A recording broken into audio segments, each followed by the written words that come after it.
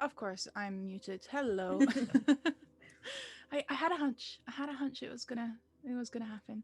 So hello everyone and welcome to 10 Candles, a game where, as we've established in chat together, nothing goes wrong. Everything's going to be fine. We're all gonna have what was it, GB? Tea and scones? Tea Yep. and scones. Yeah, yeah, that's what's gonna happen. No death, no mayhem, no horrible, horrible things are going to happen in this stream whatsoever. Anyway, I'm Lydia. I'm Half House Hermit. I am your GM for today. I have no idea what's going to happen, so I'm very much looking forward to finding out together with my fabulous cast and, of course, everyone who decided to watch us tonight. Thank you very much. Let's go through my fabulous cast, my players today, those that come here to die a horrible death. Start with Nikki up there. How are you today? Who are you? And are you excited to die horribly? Hi everybody, it's Nikki. You can find me at the on Twitter at the WigDM, and I am very excited to die today. Very excited. It's gonna be grand. That's the spirit. Have you played 10 Candles before? No, but I've watched a few people play it, and it's heart wrenching. And you're gonna see me cry on stream, and it's gonna be great. Oh, Yes. ooh, that's the spirit. That's. I have now goals. I have the bar has. You been don't set, have to. That's a low bar. Getting me to cry takes nothing. What about you, Marlo? Are you usually a little bit more stony faced, or can I put you up with the criers? Oh, I will cry. I will cry for the viewers. That's dedication. That's Yes. dedication. Have you played it before? I have not. I've been interested in this game for a while. I love horror, so any horror games I can get myself into and traumatize myself, I'm here for. So You've come to the right place. And I do know that GB loves to traumatize himself as well. So I feel like this is a nice little cohesive situation that we have going on here already. How are you? Good. Graybeard Tavern. Check my Twitter, got my schedule, all that. But yeah, definitely I put something like hurt me, bring the drama or something in the lines and veils or what I wanted to see out of the game. So yeah, I'm all good. I think there were 3 exclamation marks, if I'm not Yeah, correct. probably. Not mistaken? No, 2, just 2. But drama was in all caps. So that's what we are going to be expecting from you here. And Cadence, ever since Cult, I know you can be here for all the horror and drama. So speaking of bar being high, I hope you're aware of that. Oh. How are you doing today? So far, so good. I'm still alive, so that's a good thing. Yeah, as we're saying, I can be found at Magdalene Bloom on the Twitter, and yeah, I have my support cat here, so I'm ready for anything. She's always here whenever I'm streaming. Otherwise, she's off ignoring me. So That's cats for you, though, right? Oh yeah, that's why we love them. She's a diva. They all are. I miss cats. Someone give me a cat.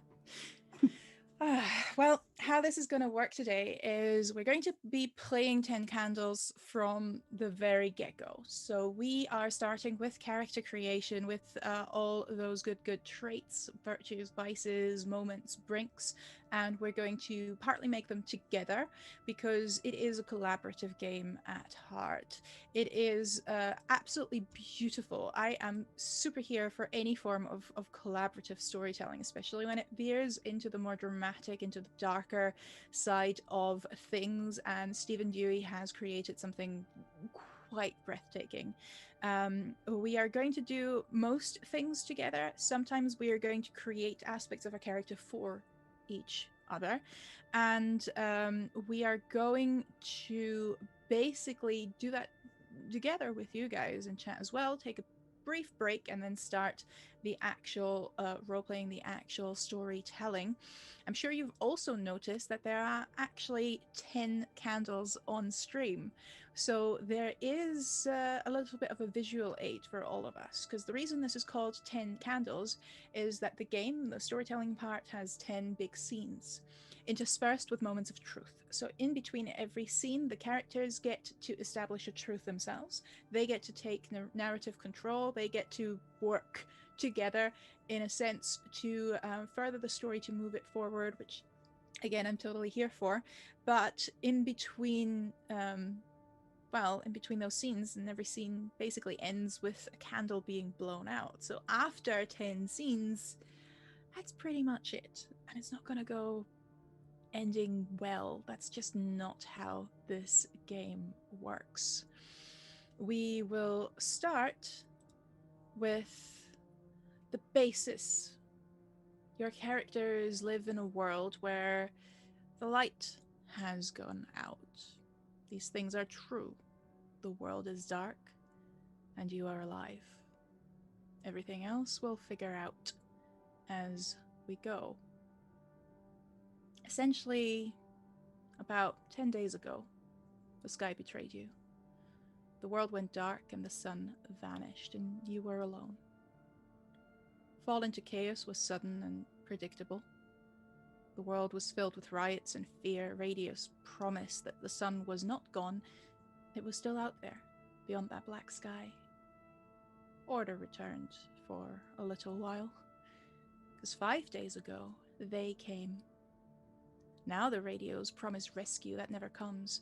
Now the lights flicker low, and the dark is where they hunt. Now you hear screams. Now they are coming for you. Keep moving. Don't lose hope, and stay in the light. That is the world your characters live in. And your characters have various ways of trying to overcome conflict. You have traits, a virtue, and a vice that you can use when things don't go quite your way. You have a moment of truth, a moment where you find hope. And you have a brink you can be brought to. That moment where you see what a character is really made of. When everything else is gone, that brink might just save your life for a little while. So we're going to start with virtues and vices. If you want to, maybe write down a couple of ideas, or let me know one by one what sort of vice you're thinking of. Let's start with Nikki again. When you hear of a vice in a situation like the one I just told you, where the light's gone out, where the world is about to go under and people are hunted by something that is only known as them, what vice are you thinking of? The first one that comes to mind to me is vanity as a vice. Ooh, vanity. Mm-hmm. I had a pen somewhere. Vanity, I like that. Yeah. So we have a vice called vanity, which I think is broad enough to work. What about Marlo? What vice do you want to come up with? I was thinking something along the lines of like cynicism or something like that, but I'm not really sure if that's like broad enough to work. I think it can work. Cynicism. Yeah, I like giving broader ideas in general to, have every character be able to work with whatever they've been given. And you can be cynical in many ways and in many situations that can sometimes, pessimists are getting rewarded. I think that can work quite well. Greybeard. So let's stick to 7 deadly sins. I'll go greed, either power or money, if it needs to be narrowed. I like that. No, because greed it can be just greed for life at this point.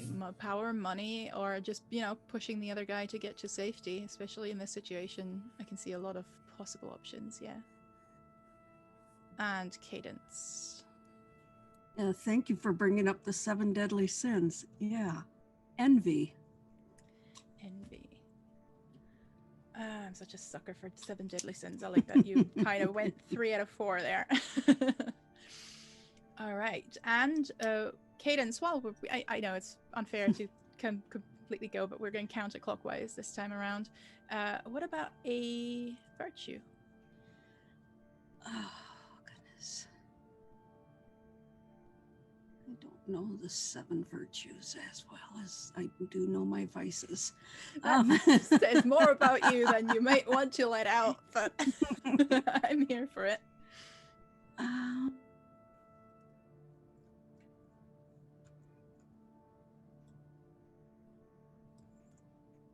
Generosity. Ooh.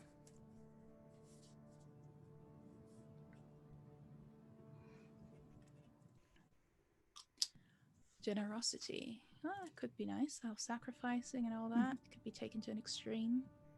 I like it. Greybeard, give me a virtue.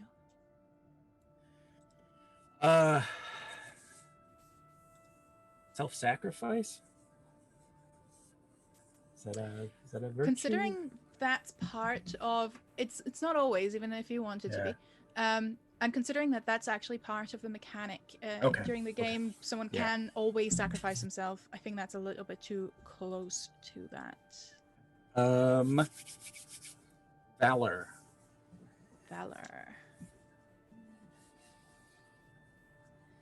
Marlo. I have a couple, but I think that the best one would be alert. Alert? Yeah. Huh.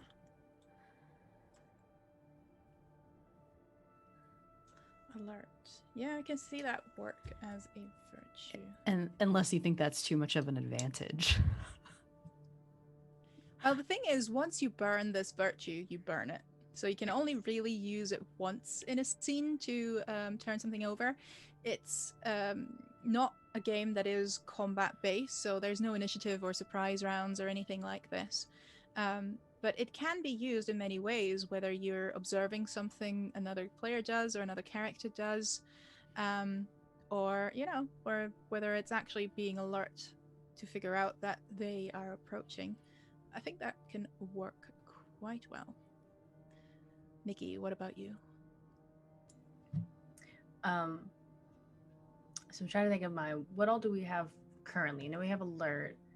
We have valor, we have alertness, we have generosity for virtues. Okay. I was going to say stalwartness. Someone who is a calm in the face of adversity. Or is that too similar to valor? A little bit, but if we can keep it to cool-head, maybe that's something. Cool-headed. Like cool-headed, yeah. Because I think that can work for 2 very different scenarios. At the same time, again, this is narrative-based, so however you can make it work, I probably will go, yeah, sure. Especially if you're like, I have a cool idea for how to solve that. So these traits can be used if you fail a roll. We're going through the mechanics in a little bit. Whenever you roll your pool of dice and it's not quite working out, or you were going to lose lots of dice, you can invoke one of those traits to give me a narrative way of using it. It doesn't have to be the trait that solves it, but it has to come up in the narration as a factor. You get to re-roll 1, so you get to re-roll parts of the dice. However, like I said, 1 time use only for either of them. So once your virtue is gone, once your vice is gone, that's it, it's gone. And the funny thing is that the vices and virtues you just created are not your own. You are going to pass them on, if you will. Let's say all virtues are given to the player clockwise. So Nikki, you had virtues. Yeah, you had cool-headed. That is now your virtue cadence. If you want to write that down somewhere, your virtue is cool-headed.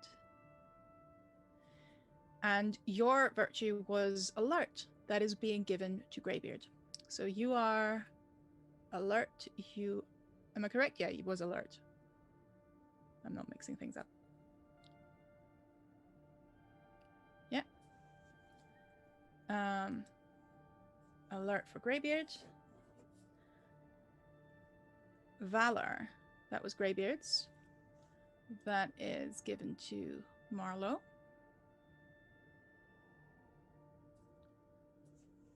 I think I did mix things up, actually. It's fine. We're gonna stick with that. I have a different... Yeah, I just realized I was looking at the Zoom arrangement rather than the channel arrangement. But we're just gonna run with it, as long as nobody gets their own.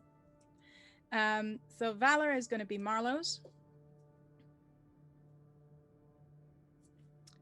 And Generosity is going to be Nikki's. And we're just going to do it the other way round. So Vanity was Nikki's. That's now going to be Marlowe's Vice.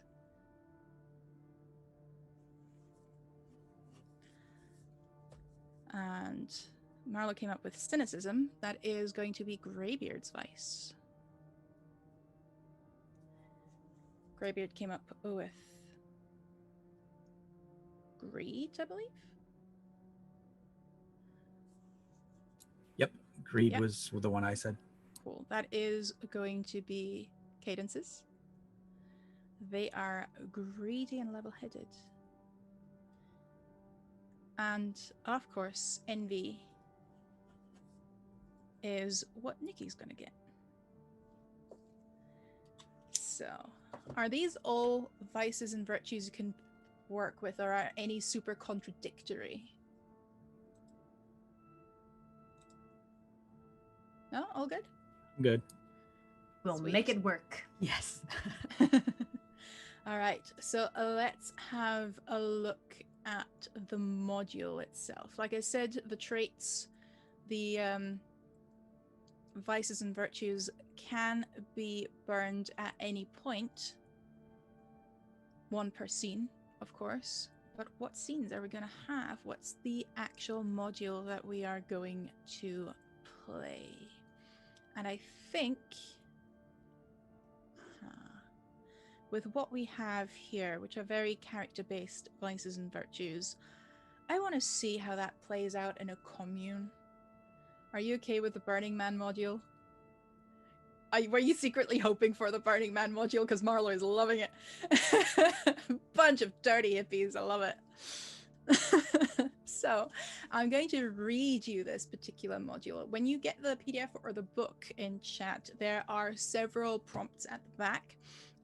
Like over a dozen individual scenarios, individual modules that you can run. And I was looking through a couple of them, things that would fit for this particular group. And I was giving them a couple of options at the very beginning. So the Burning Man is what we're going to do. And it reads as follows.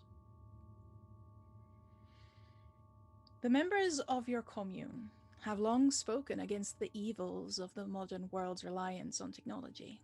You knew that the Earth Mother would one day exact her revenge on the parasitic human race. When the sun set for the final time, you felt vindicated, ready to live your lives as one with nature. But then they started hunting in the darkness. And suddenly the dwindling community wished for nothing more than the comfort of the lights of the city. In the deep woods of northern Vermont, there is precious little to keep the darkness at bay, except to constantly feed the fires set at the edges of your campsite. The firewood is running low, and getting more requires a trek into the midnight woods to cut it, or perhaps a trip to the old sawmill to scavenge what you can. There are several possible goals. get as much firewood back to the campsite. You could try and get to the city. But that is up to you and will come out during play. But think of your characters as we come up with your moments and your brinks in the context of this particular setting. So having decided on that, we need a name, or maybe something they're called by, especially with the hippie commune. I can see some really weird stuff coming up. We need a quick description, and just honestly a simple concept of who they are as a person. Would you like a little break for that right away, or do you think you can, or do you have something in mind already?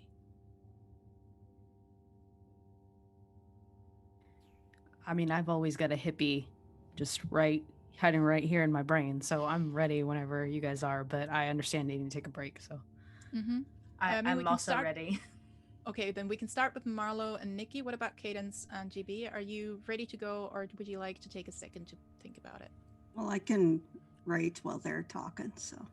Yeah, I'm good. Start off, and just like at a restaurant, I'll figure it out by the time it gets to me. Then you panic and just order the first thing you look on at. the menu. Yeah. I'm always the first one to order too, because I always have in my mind, like, I know what I want already when I walk in a place. Sweet. So let's start with Marlo then. What is your name? What is your favorite color? Why do you seek the Holy Grail? What? No, wrong game. My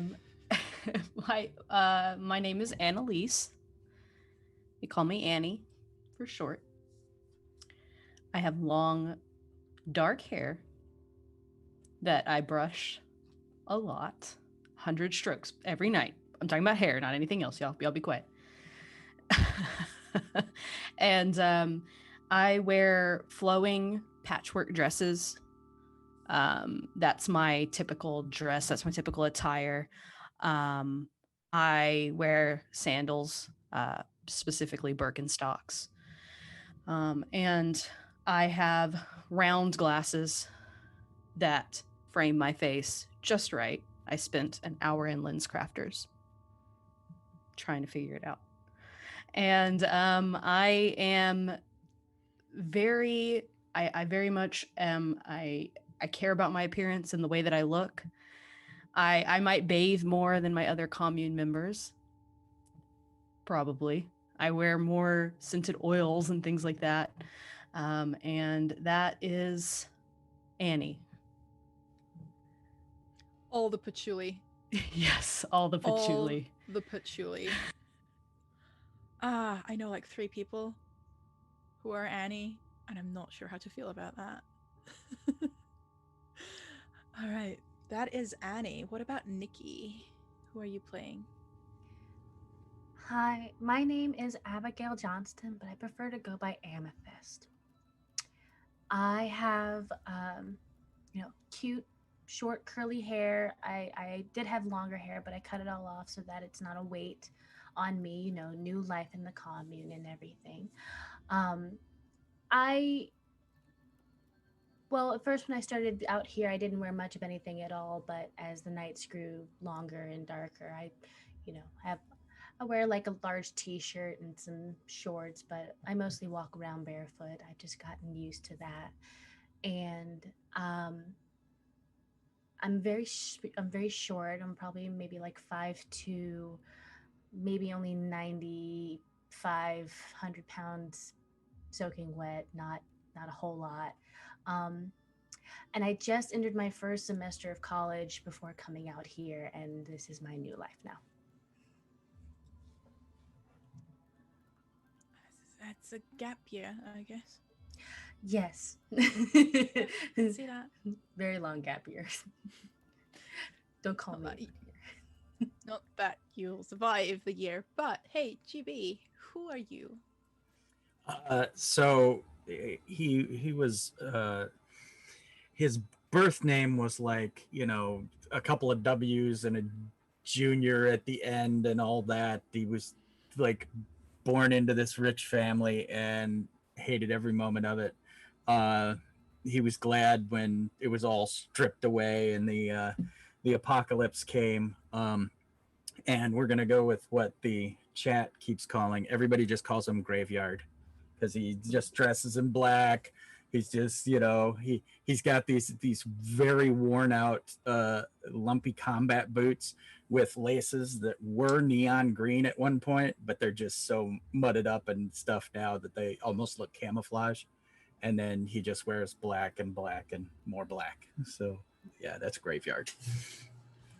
I like that as a character concept of who are you is I wear black a lot. Yes. Alert and cynic. I had to go with something like that. Oh yeah. Oh god, 14-year-old me would be so in love with him too. Me too.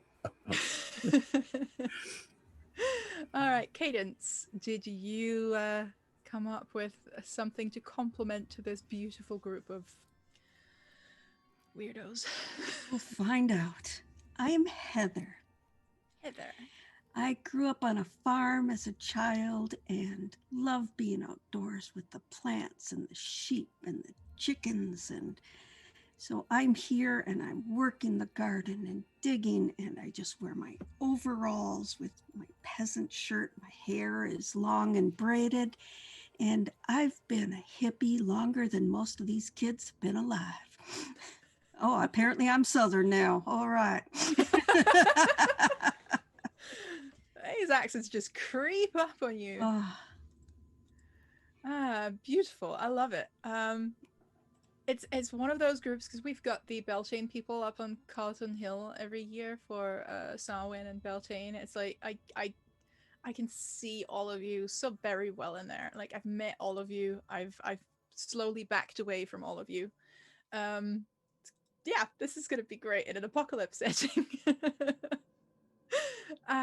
Wonderful. So you have your concepts. Now we're going to plan your moments. And that is something you can plan for yourself. That is not given to another player. A moment is basically an event that is reasonable to achieve, and is a little bit more distinct. And it's something that will restore your character's hope in the world and faith in maybe each other, maybe the world itself.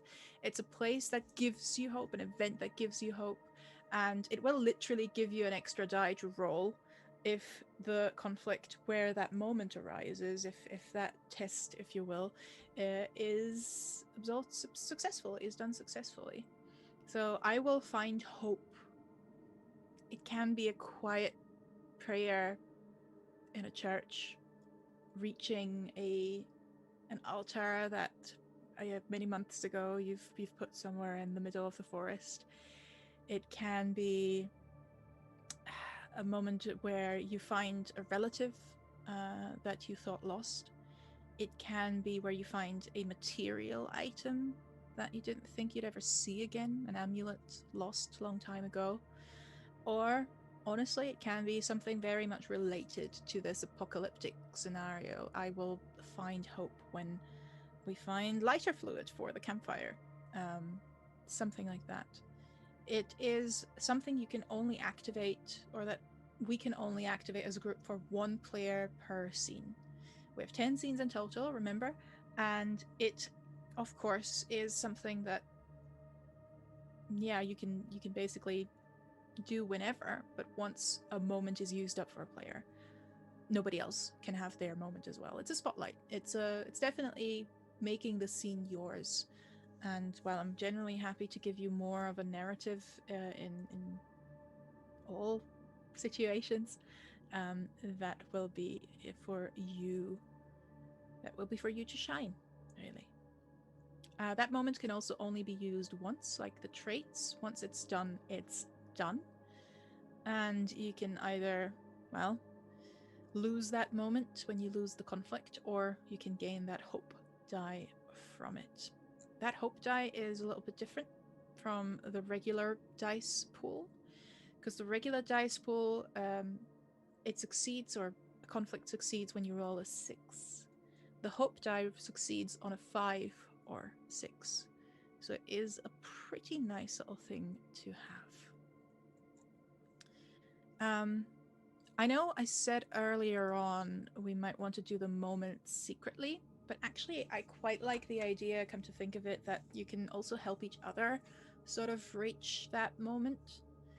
If you want to tell us what your moment is, I absolutely don't mind if you want to take notes of all of your moments, each other's moments, and then work together to achieve them. Because you're gonna die anyway, might as well have a happy little moment before then.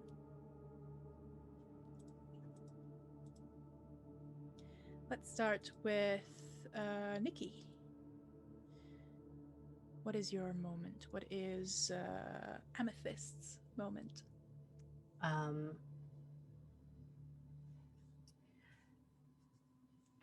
Amethyst just wants to feel like she actually belongs and this wasn't a mistake.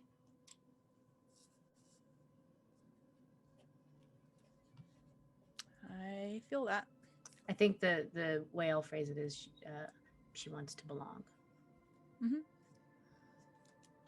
You will find hope when you feel like you belong.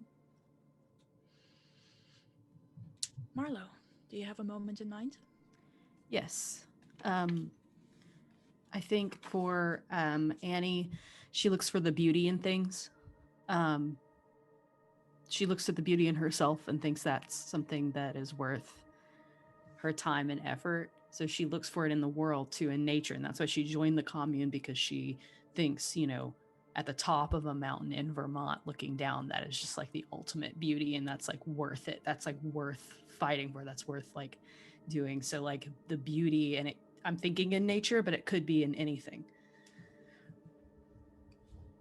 Can you possibly specify it a little bit more? Sure. Because she fairly open, yeah. Yeah. Open to interpretation. I was thinking if you want to get very detailed, something like a living flower after the sun has like disappeared, or even like a fake floral arrangement or something, like something very basic, because you can't really see like landscape when everything's dark. Mm-hmm. So a beautiful a beautiful river, Yeah. A moment of light and beauty, like something. Mm-hmm. I think we can work with that. You will find hope.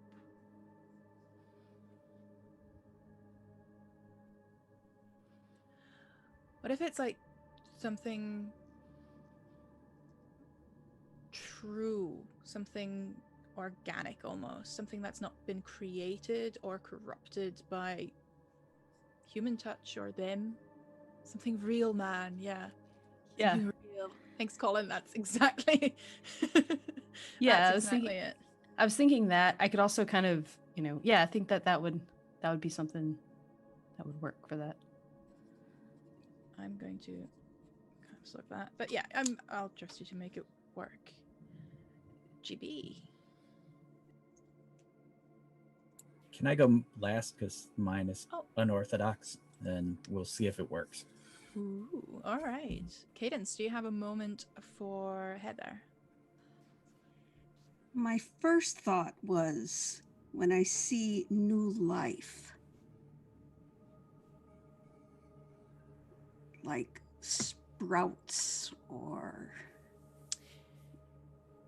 Keep in mind the apocalypse was that's the problem. not that long ago. Yes.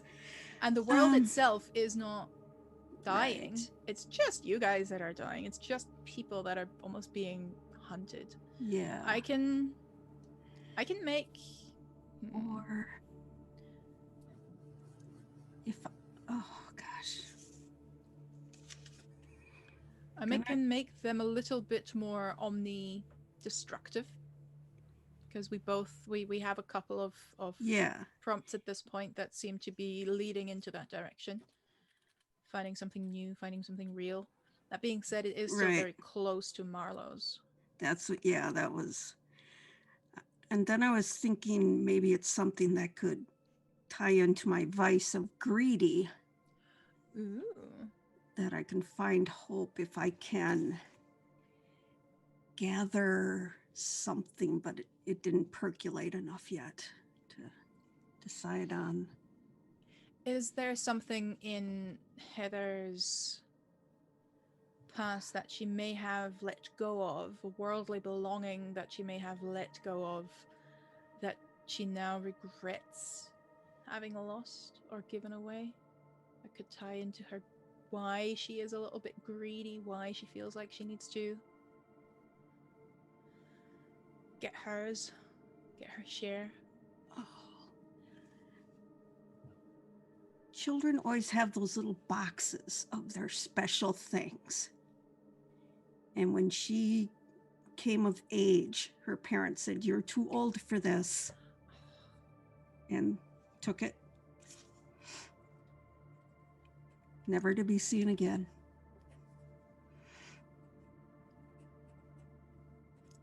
All right. I like that. Magic box of memories. Yeah. And GB. So I was thinking, I will find hope at the death of one of my companions. So it'll be a life's awakening. The cynic will go, the shit's real. We gotta focus. Okay. I love that. Is everyone else okay with that? I mean, Nikki is clapping. Cadence is laughed. Okay, you are all the worst. I love you guys. At the death of your companion. Okay. I know.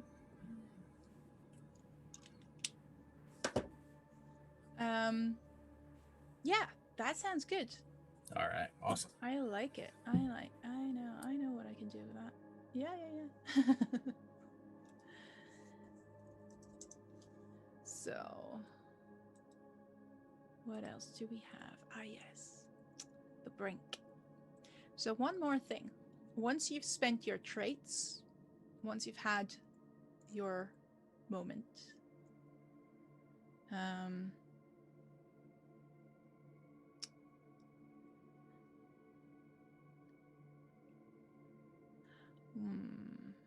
potentially in Greybeard's case, I might make an exception, because normally you can only use that brink that we're talking about now once the moment has been spent as well.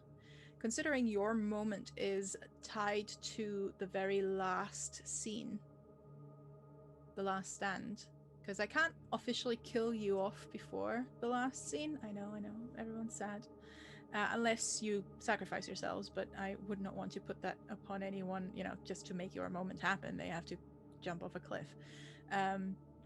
But I will say, either if you want to rephrase it that it's the very real fear of death, as in when someone gets into a situation where they lose a limb or are close to dying, you can use the moment. I'll let you rephrase that. Or if you do want to wait until the very last scene to use that moment, which means it's going to be very hard for you to actually make it work, because at that point you have no dice left, really. I would probably recommend to make it not death, but Fear of death. that fear of death. Yeah, just that edge of death. But again, we can make it work narratively either way. But that brink is what you can spend when everything else is done. When you're running on fumes, when you've spent your traits, when you've had your moments. That is literally your last refuge, your last fairly dark and dangerous refuge, because it is what happens when you're being pushed to the brink of humanity, over the edge of hope. So it is a dark thing. It is a dark trait that you possibly didn't even know yourself you had. It is something that should be, if not rooted in violence, it doesn't have to be a violent thing, you don't have to explode, but it should be a little bit scary to everyone else who sees it. Feels like sorry. almost a little bit of breaking, like mentally, and that is something you can use to re-roll the whole pool of dice. The Vice and Virtue lets you re-roll ones. The Moment of Hope gives you an additional die, and a Brink allows you to re-roll the whole thing. The funny thing here is that, again, you don't choose that for yourself. Instead, everyone will choose a Brink for the player to their left. So if we look at the overlay again, so I don't get this wrong one more time, that means Nikki is going to choose for Cadence. Cadence is going to choose for Greybeard. And Greybeard, you are going to choose for me. I'm in this. And I am them. Oh yeah. Oh yeah. And I am going to choose for Marlo. Marlo's going to choose for Nikki. The thing is, with that choosing for, it starts with the phrase, I have seen you do this. I have seen you do something dark. No one else has. But you have seen, Cadence, you have seen, or Heather, you have seen Graveyard do something dark. And Graveyard has seen them. I have a hair in my eye, sorry. You have seen them. You cannot give me a weakness with this. They are only having one weakness, and that is the light. You can give me an extra strength. You can give me even something like knowing what they are, or you've seen what they look like. But that is something we can create for each other, and by extension, you will know what the other person has done. Is that okay with everyone? Does that make sense for everyone? Good. Make it sure it's fairly simple, like a single word or short phrase. Again, don't make it too big of a thing. And this is something we are actually going to do in a little break, because this is something only you and the other person knows. That Brink is when you use it, and when you lose that roll to make it happen, is taking away your hope die. And if you win, you can keep the Brink and use it again. All right, that is what we are going to do in the next 5 or 10 minutes. We're going to take a little break away from stream. Colin is going to leave you with those lovely burning candles that he arranged so wonderfully, and then we will be back and play 10 candles.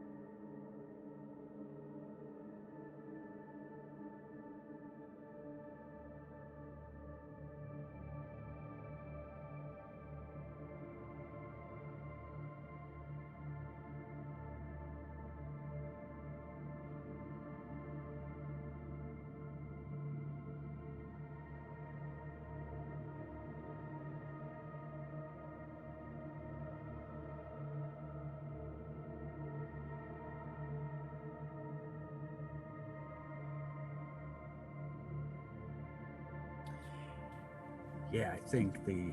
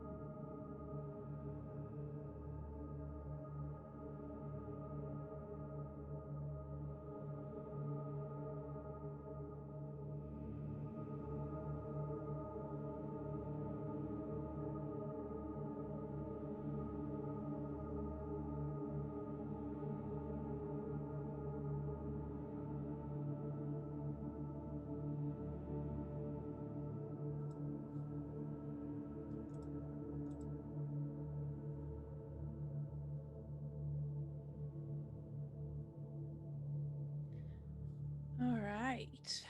Here we are again with brinks for each and every one. Everyone got their brink. Everyone's not happy, but okay with their brink. I'm super excited for mine. I now know what they do. And I like it. Okay. So, can I ask about who is the you in that statement? Is it a specific? Oh, if you got an I saw you do the thing, yeah. then that person just told you, I saw you do the thing. So you did Perfect. the thing. And that is something that your brink relates to. Perfect. Okay, now I got it. Okay. That is wonderful. So we have our brinks, we have our traits, we have our moments. And I'm pretty sure that's it for character creation. Now, those of you who know the game in chat know that it's supposed to be played with stacks. So basically, you have only one thing active that you can use in a scene. We're not going to do that here. I will let you use either trait at the point of your choosing. So if you think a scene fits your virtue right now, use your virtue. If you think a scene fits your vice right now, that suits as well. And that's pretty much it. So as for gameplay itself, there are 10 scenes, and in between scenes we have establishing truths. I mentioned it before, you can basically further the world. You can come up with what happens in between scenes if we fast forward a little bit, or if you just want to elaborate a little bit, go through that one by one. But each scene has several conflicts, and to solve a conflict you have a dice pool. It starts with 10d6s. We are going to roll on roll 20 just because 10d6s will lead to chaos and inevitable dice falling off the table, so we don't want that. So we can see what it is, but we will of course tell you how many successes there are. You only need one. You need to roll 1 6 to make it successful.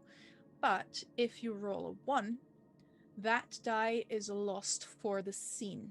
It will get replenished for the next scene, but for the scene, it's lost. So there's only a certain amount of conflicts you really can have in a scene before you run out of dice.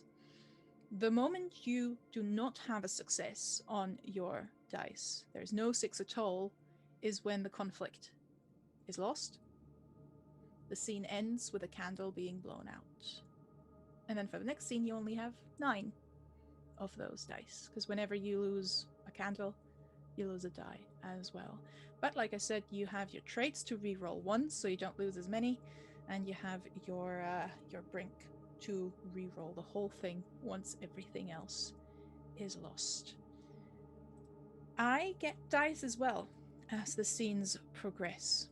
Every scene, every candle blown out is a die for me to roll, and hopefully that will happen soon. Because the thing is, when I roll more 6s than you guys, you still get your success if you have a 6. But when I roll more 6s than you, I get narrative control over how the conflict plays out. When you have more 6s, you get narrative control over how the conflict plays out. So that is the mechanical gist of it all. And I hope that makes sense for everyone and for chat as well. So let's play 10 candles. We are in Vermont, somewhere in the middle of nowhere, and that's how you like it. That's precisely why you are there. You've left the world behind with all of its vain and superfluous things, with all of its greed. Naturally, you would not have any such vices on you, right? No, you live as one with Mother Nature. And I would like to ask all of you to give me a little bit of information about how that commune works out, whether it's a cabin, whether it's tents, whether it's, a little bit more falling apart, or whether it's doing well. I think we can establish that for our first scene as a group. You do know that they have attacked. You're not kept in the dark, although you might... phrasing. Although it might have taken a while for that information to get to you. And you have campfires on the edges of your commune, of your camp, that need to be burning all the time to make sure they are being kept at bay. So if you would like to let me know, Greybeard, let's start with Graveyard, a little bit about that commune, a little bit about that situation there. Can it be that it was like a Boy Scout camp or Girl Scout camp or something, where there's cabins, they're like log cabins, but they're all, in a big circle, and it's got that whole, camp, Mishaluka kind of thing going on? I think that would be kind of cool. I think that works, especially in Vermont, where it gets cold as well, if I'm not completely mistaken. So tents would probably not be quite enough. So you have these old, almost like barracks, if you will, for camps, huts as well. Some of them are nicer than others. Some of them were for the camp leaders, counselors. Again, not American. We don't do that here. But I hope that kind of makes sense. Oh, that's perfect. They Right. Some of them would have like nice stone fireplaces, and others of them would have these little oil heaters and stuff, that kind of thing. And what is Graveyard's sort of job been in the commune? What has he been doing so far? I think maybe he is the person who keeps the fires going, like literally wanders the night. Well, it's all night shift, but like when other people are sleeping, he wanders and like hucks wood on the things. So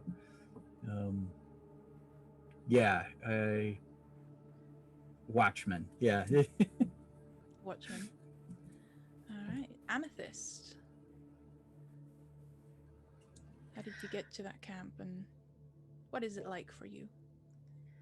Well, I came here about, I want to say maybe like a year ago, after my first semester, quarter ish of college, and a girlfriend came out here with me, and she's gone like now and stuff, but I liked it so much that I stayed.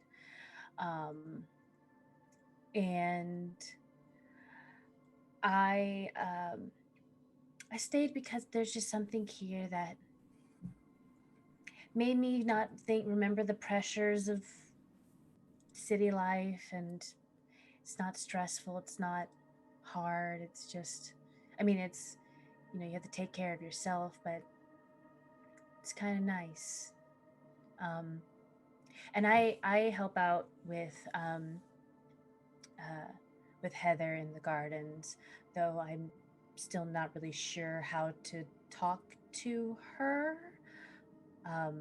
But she's there and I'm there, and I quietly tend to the garden. And that's how I help out. I make sure that, nothing gets into the garden at night. And if anything does, to let Heather know. Heather, how are you enjoying your friendship, I guess? Your co-worker, co-living situation with Amethyst? Yeah. She's been working hard. Was very good at the garden, getting to know which are weeds and which are plants, and because that's important. I got to find my southern again. I don't know why she doesn't talk to me. It's odd. She's just quiet.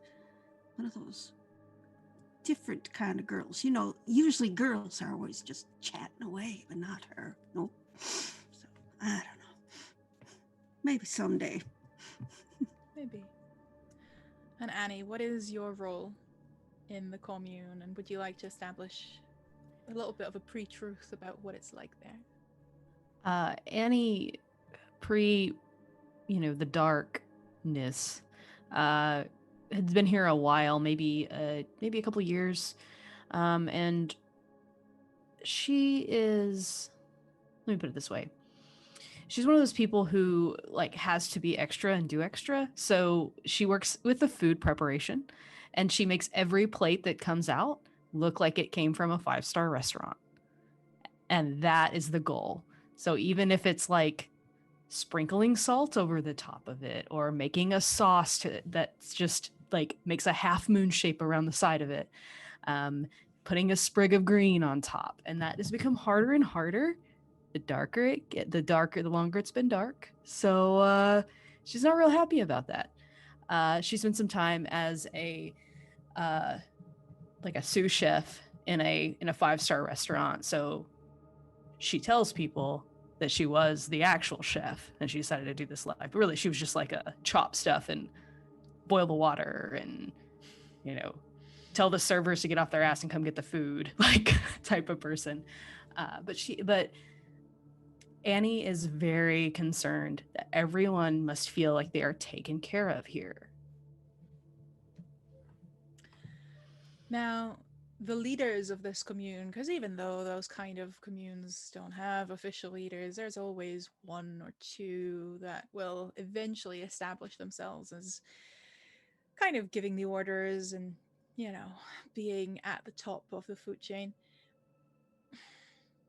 When the sun darkened, they immediately came up with a beautiful ceremony.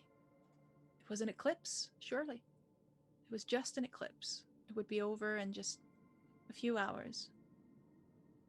It wasn't over in just a few hours.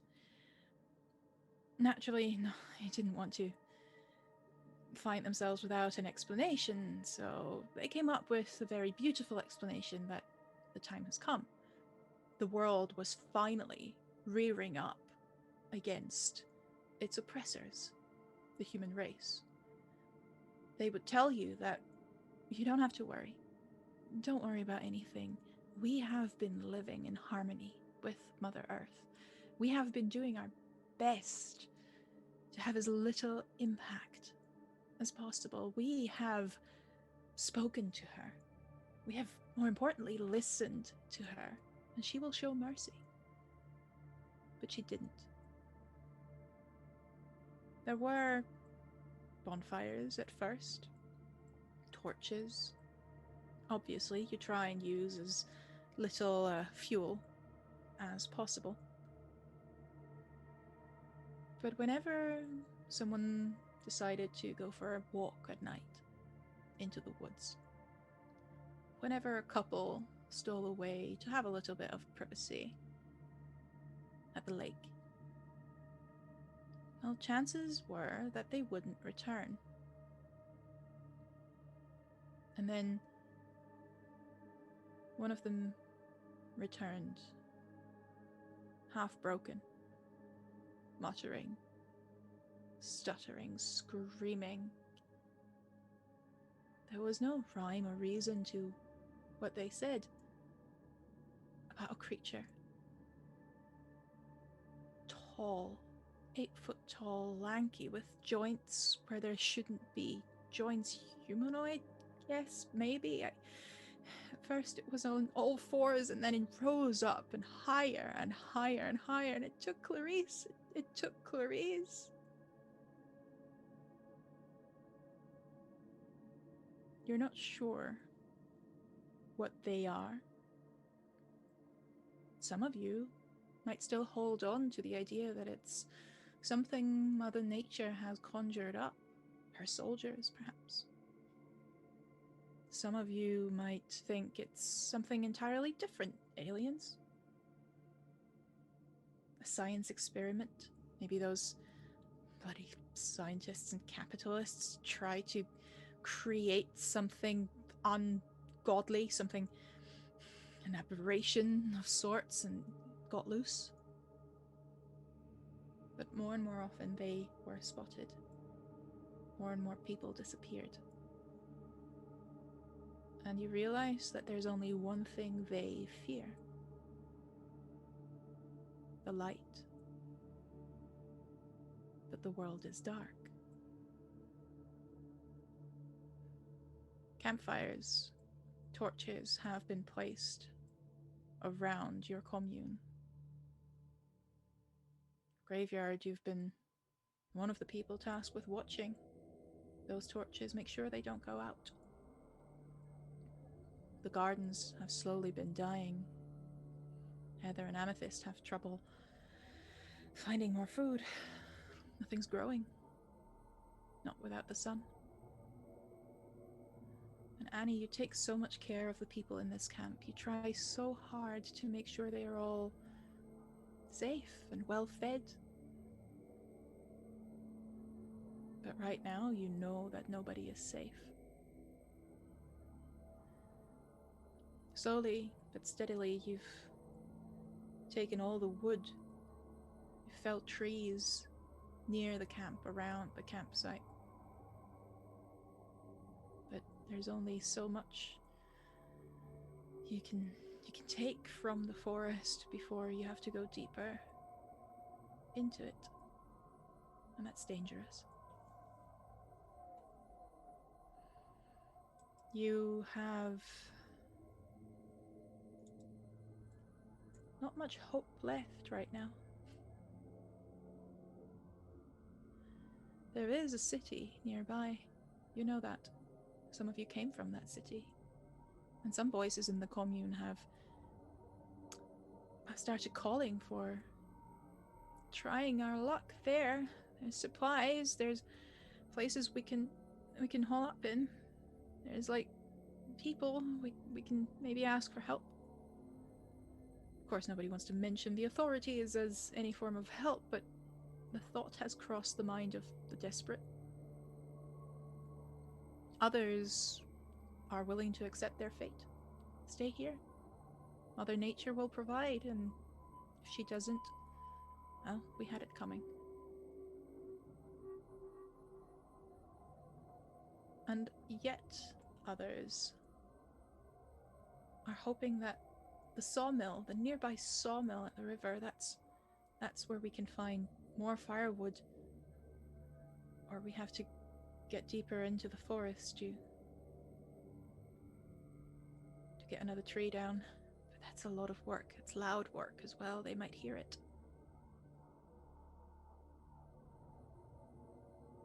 There is a little bit of a debate happening in camp, in the commune, with all these possible options.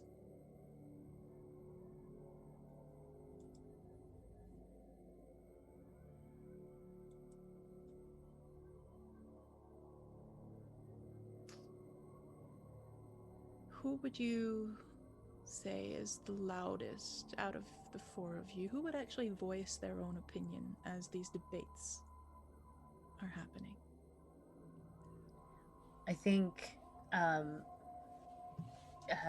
kind of sitting kind of off to the side, Amethyst just kind of looks around and she just kind of shakes her head and she stands up and she says, going into the city is not that bad. At least we could get some supplies. We don't have to, talk to anybody, but if we find survivors, we could also bring them back here and we could do something besides just sitting here. And then sits down immediately.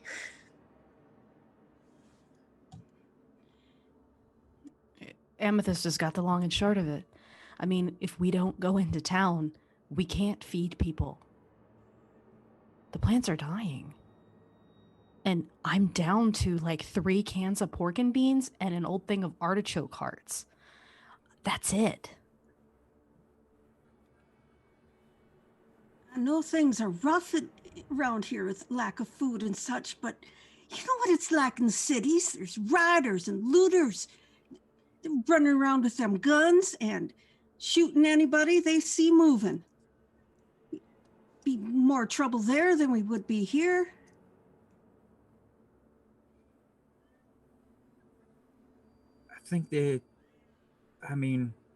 But if we made it to the city, we'd be able to get some grow lights. There's got to be a head shop somewhere. Get some lights that would grow the plants, and we can get, no sun, so no solar, but the river, we could run a power from the river. I know it's not Mother Nature and all, but we're just using nature to survive. And I know, Heather, that you don't want to deal with the looters and the rioters and shooters and everything, but at least they're human.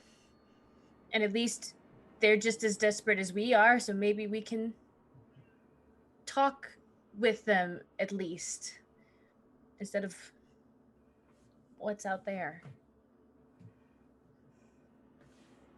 I don't think some of them even listen. They think we're desperate. They're just going to play off that and use it to their own benefit. I don't know.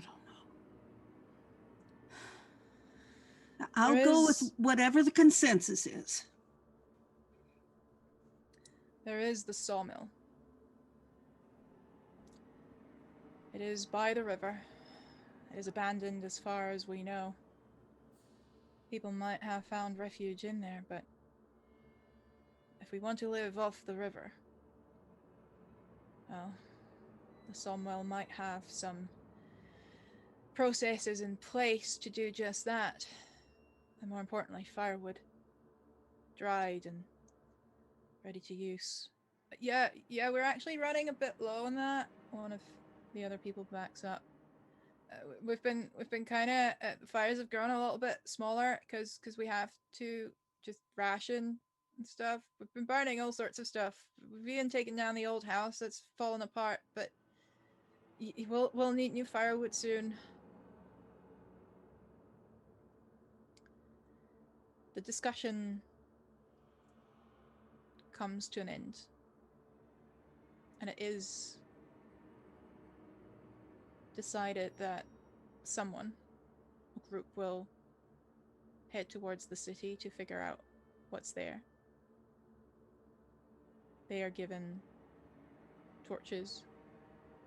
They are given a little bit of fuel.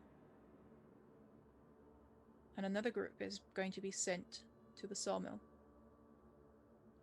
to find more firewood, more fuel, and hopefully something that is a little bit more directly usable. Which group would you like to be? Everything's done grassroots democratically. So, tell me in chat.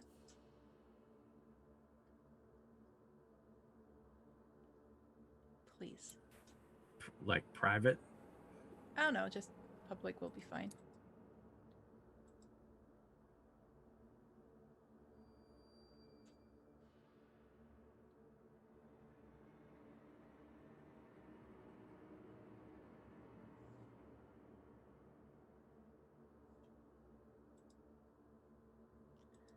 All right.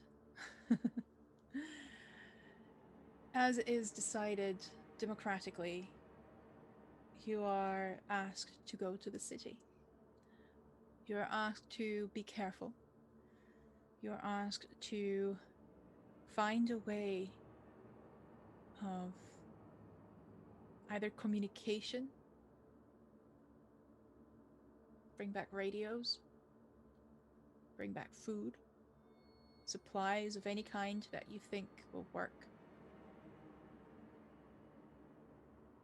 And you are given a little bit of light, a torch for each of you. You're heading off through the dark. The path is tricky in the dark. It's been a while since you've made your way to that commune. You haven't really left since. The torches burn so bright that your eyes get a little bit night blind whenever you try and survey what is beyond the light. But very soon, you cannot help but feel like you're not quite alone. That something is watching. Heather, you're not entirely happy with being told to go to the city. And you feel it first, those eyes burrowing into your back, into the back of your head. Every time you turn around, you just... those 2 seconds you need to actually be able to discern the trees from the night sky, it's gone. You can't see it, but you can't help but know it's there.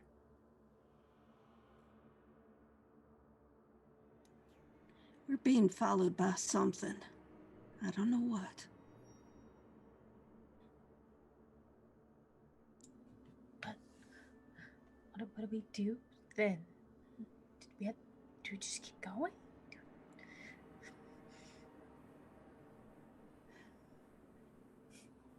Well, we have to now. Far enough that going back or going forward, it's about the same. And if we go back and don't bring anything, we let everybody down, didn't we? And wasted the torches we have. By the way, just a clarification. These are for American listeners. Are these like flashlights or like actual flame torches? Actual flame torches, because Okay. I have confused enough Americans with that. But I'm so happy that you asked, just for recognition's sake. Yeah, I was like, okay, Yeah, tiki flame torch. torches. Nice, Tiki torch. nice. You head down the path, and there's been a couple of days of rain coming up to that late summer. It's half washed away to the point where you realize that there's an area that is incredibly hard to traverse. there is an area that is leading on one side into, well, a steep abyss, a canyon of sorts, and having to get across, having to balance your way through to the path that looks a little bit more manageable is going to require a conflict roll. Having to hold the torches, having to hold the supplies, the backpacks. Who would be at the front of the group, you think? Who would be leading the path back into the city? I'll just say Graveyard's used to being out and about, so maybe he's the most comfortable with taking the next step into the darkness. Then I would like you to roll me 10d6s to see how you are solving this conflict. 6. You can type it in, right? Yep. Oh, that's a lot of ones. All right, so what we have here is 2 6s, so it's definitely a success. You can get across that little chasm. But there's also 3 1s. So for your next conflict, it's just going to be 7d6s. Are you okay with that, or would anyone in the group like to burn a vice or virtue? Nope. Then, nope. And they reset the next scene? No. No. It's burnt. Once you use the vice or virtue, that is it. But the dice themselves reset. Yes. Next scene, you will start with 9d6. Yeah, let's let it slide. Unless anybody else. I'm not sure like the odds are gonna be any better at rolling it again. Yeah. So, Greybeard, because you've also got more 6s than me, because I don't have dice to roll yet, you tell me how you solve that situation. You tell me how you get across and continue the narration on, please. Yeah, I think it was one of those, look in the chasm, throw a rock, listen. That seemed like way too far down. And then, check left, check right, and decide that, we pick a direction and go along until we find something that maybe the place is shorter or a tree is kind of half down and we can kind of climb out on it and then jump from there to the other side as best we can. You find a good amount of roots and branches that you can use as handles to hold on to on safe footing. I think that's easy enough, yeah. You get everyone across. You head on. And again, anytime you feel like you want to kind of come in with a scene or want to add something to the scene, I'm perfectly happy for that. You don't have to wait until the truth round for these things. But you head on and make it down the path. The torches are still burning bright, and the night sky is quite beautiful. There has not been a sun, but also no clouds. It's just as if the sun was literally snuffed out, just a black disk where it's supposed to be. No moon either. How would it be? It can't reflect the light. But the sky is beautiful, and you get almost distracted for a moment looking up as you gain your breath, as you find yourself on the plain path now that you've made that descent. There's a little ranger hut that some of you might remember from coming into that area. It's seemingly closed, no signs of someone having tried to get into it either. Should we check in the ranger hut? See if there's any radios or anything? Yes, definitely. Sometimes they have flare guns. So, I mean, that would be a cool thing. Might be more flashlights. Batteries could be. Food. Maybe like a Twinkie or Oh, Zinger. yeah. MRE. They always have their little snack foods, don't they? Oh, MREs. Ugh. At least it's something. Don't get the ones with the eggs. They're nasty. Look through the window. See a candle in a corner of the room. Just one candle.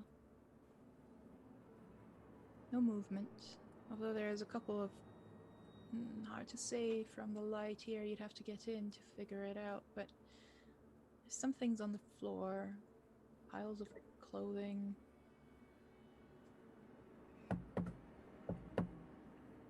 I'll knock. Amethyst takes a step back, just in case.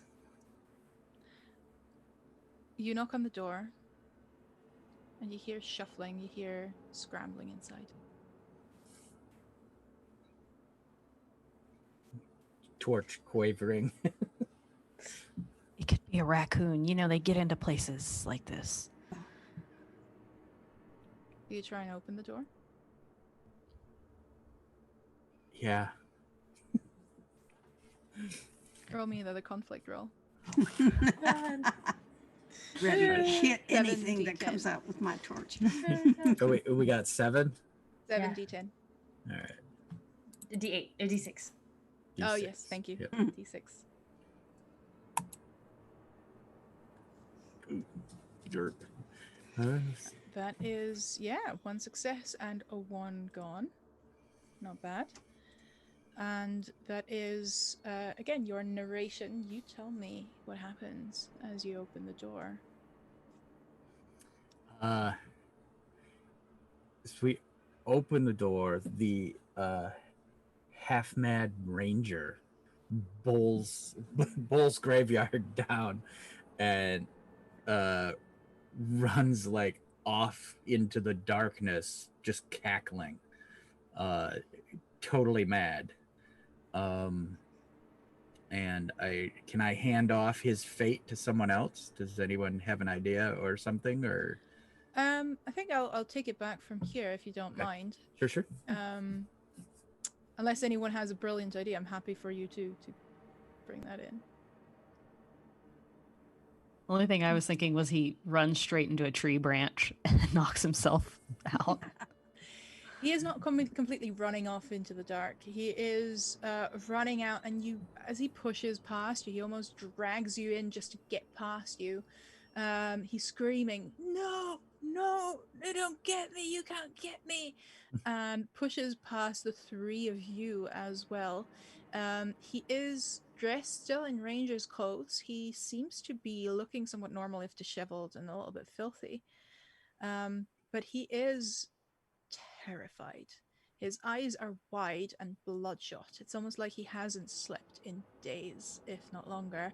And he runs past you, pushes past you, but then stumbles over a rock and falls flat on his face, tries to get up, tries to look up, and then seems to catch himself for a second. You're not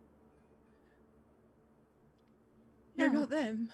No, we're just people. You're not them. We're just you're fine. You're safe with us. He clambers up to you. He holds on to your leg. He's trying to get up. He's very thin and emaciated. He's a ball of nerves. My God, I thought this was it. I thought they got me. The candle's burning down. The candle's burning down. The candle's burning down. Hush now. Hush, you pretty mouse.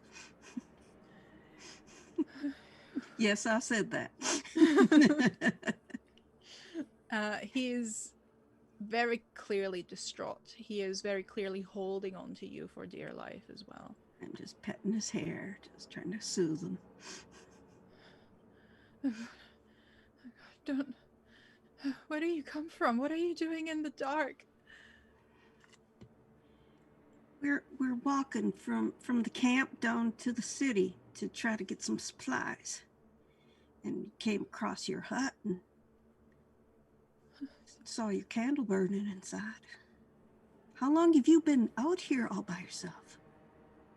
I don't know. I don't know. The sun went out. I don't know what's happening since my watch stopped. All watches have stopped. When the sun went out, we didn't know. In the city, in the station, we didn't know why.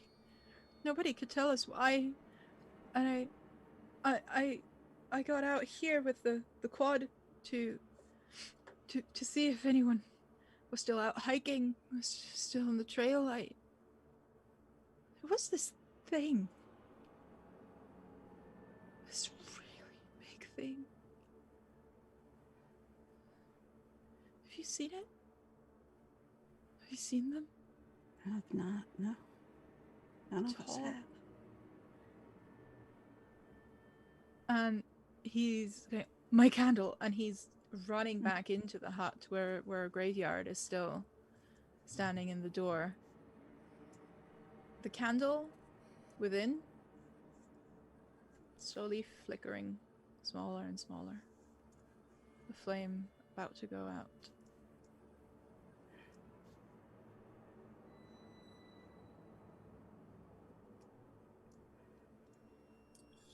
So, what now, Ranger person? What's your name?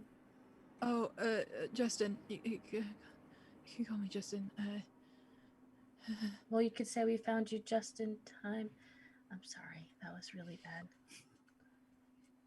He hesitates for a second and then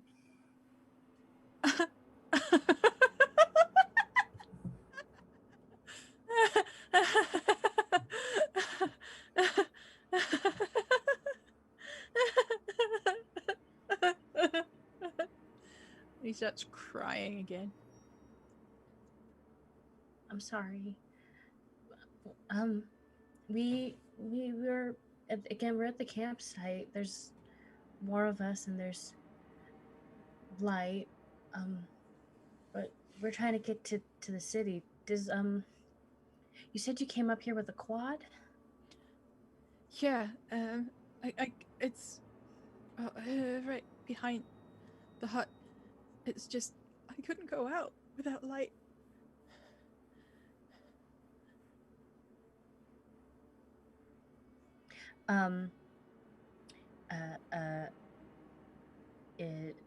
Amethyst is would you rather come with us back to the city, or would you rather take my torch and some fuel back to the commune? Because that's what we need. That's why we're going to the city, to get supplies. At this point, as you're standing in the entrance of the hut, Greybeard and him at the door, and you still all outside, you hear a snarling. You hear scratching. And then you see the shape of something big, but not thin and emaciated, but with fur and snarling teeth. Not a bear. Please don't be a bear. It's a bear. No, it's because I said don't be a bear, isn't it? Because you said it, yeah, it was supposed to be a wolf, but now it's a bear. No! And because you said it, you get to roll me the 6d6 Oh, left. God, no.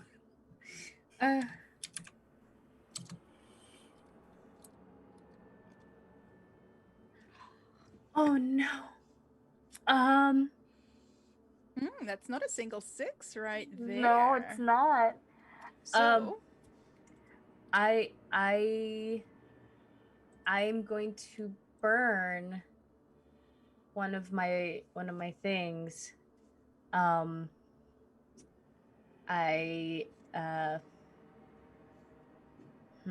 which one? I'm going to burn the vice. I'm going to burn envy. Right. I see this bear, and it's looking at us, but really it's looking at me because I'm the furthest back, so I'm the easiest to pick off, and I immediately have this pit, this dark thought in my head that just says, I wish I had picked one of them.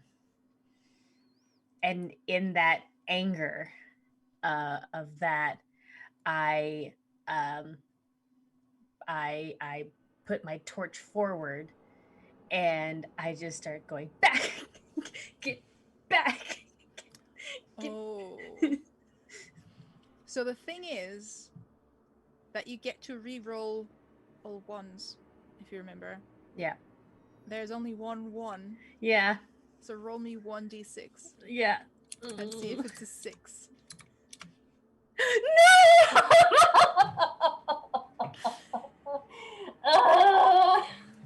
Well, this is fine. This is cool.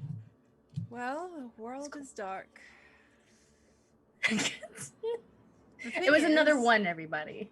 Yeah, it was another one. And I think we are going to snuff out a candle at this point, as the conflict is lost. But I would like to, even though the narration is mine, I want to see how you solve this situation. Basically, I want to see you stab yourselves. I want to see how this situation is solved kind of negatively for you guys in our round of truths. So you all get to give me a simple truth. I'm going to start, and then we're doing Nikki and going around. But I'm going to start saying that the bear is lunging forward, hungry, as it has had a hard time hunting in the darkness, and is heading towards Amethyst, is trying to get to her. You take your torch, you almost... that is my truth. You throw your torch into the bear's face, and you lose the torch by doing so. You don't get eaten. That's nice. The bear howls and yelps as the fire as the ember and fire is smashed into its snout, into its muzzle. You manage to hit an eye, but the torch gets destroyed as it tries to slap it away. What is your truth to this end of the scene / transition into the next? Amethyst's truth is the bear's in front of her. She's lost her torch,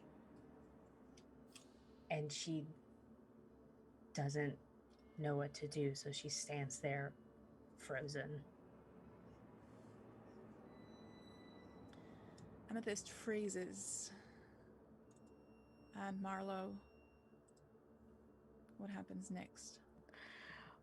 When Amethyst went to throw the torch, it went back. Annie was behind her and sees it coming towards her, stumbles backwards, and her torch touches the shack.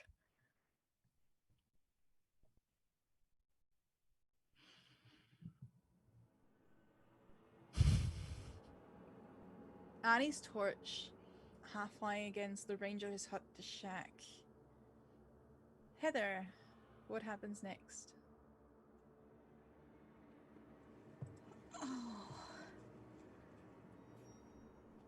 The bear, being sensible, runs back off into the woods. That is, I think, absolutely reasonable. With half the torch in its face, then being flung, broken, The screaming and yelling from everyone chases it off. This is not prey worth enough dying for. Worth dying for. And graveyard.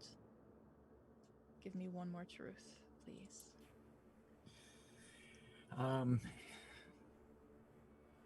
it doesn't have to be a negative. It can be something It can positive. be, yes, absolutely. At this point, the scene was resolved. The conflict was resolved by sacrificing a torch. You can speak any truth about anything.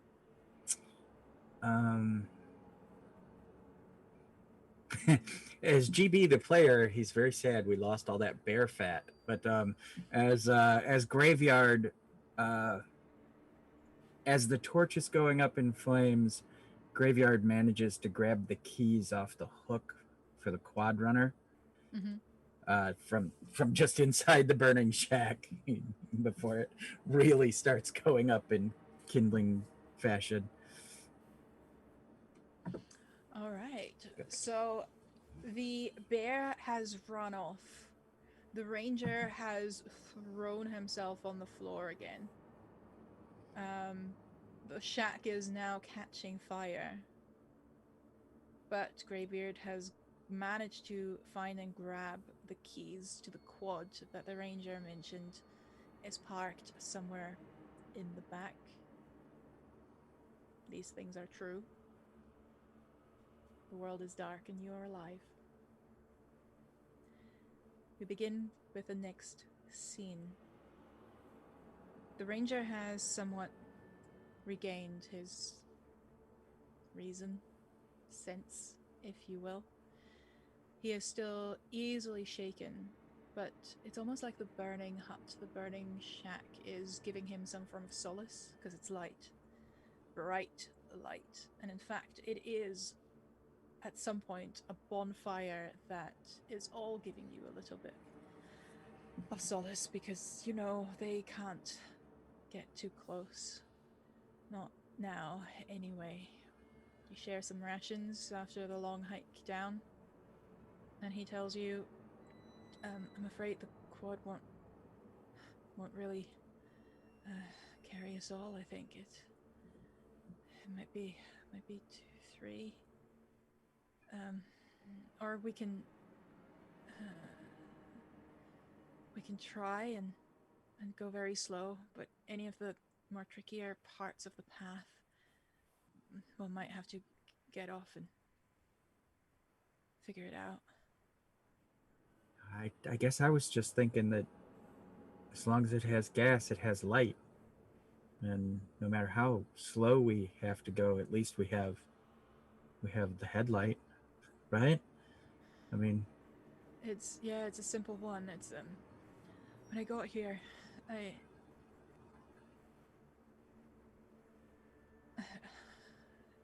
shakes. I turned it off, parked it, and just on my way to the cabin, I saw this thing. It blocked the way between me and the bike, so I head inside and haven't been able to get out since. It was always there.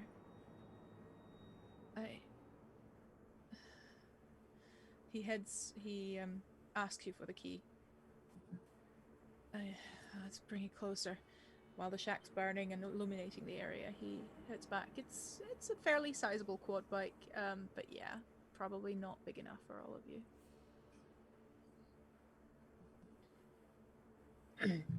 Amethyst kind of very like shakily joins everybody after a minute. She's just like, I'm sorry. I didn't. No, you done good. You done good. You scared that bear away. I just threw my torch at it, and I just stood there. It almost ate me. yeah, but it didn't. I mean, things happen. We just got to keep moving. Yeah, it's gotta keep going.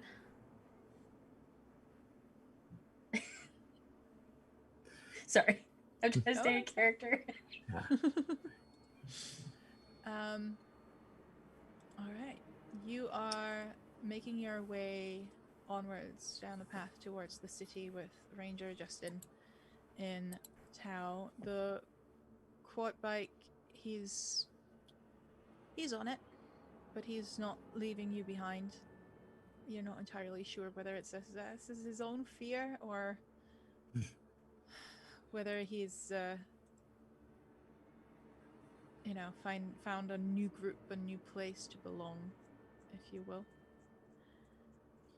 You're heading. Can we take turns like resting, like riding shotgun, like behind the ranger on the thing, and that way nobody's three of us aren't walking the entire way. We get a little break. I think that's a good idea. Yeah. We can throw our bags and things on there as well. I lean over to Heather. You remember that guy that came up here to the commune? I mean, it must have been like 6 months before we went dark. And he brought those mushrooms. Yeah. And then he took all of the mushrooms. This guy kind of reminds me of that guy.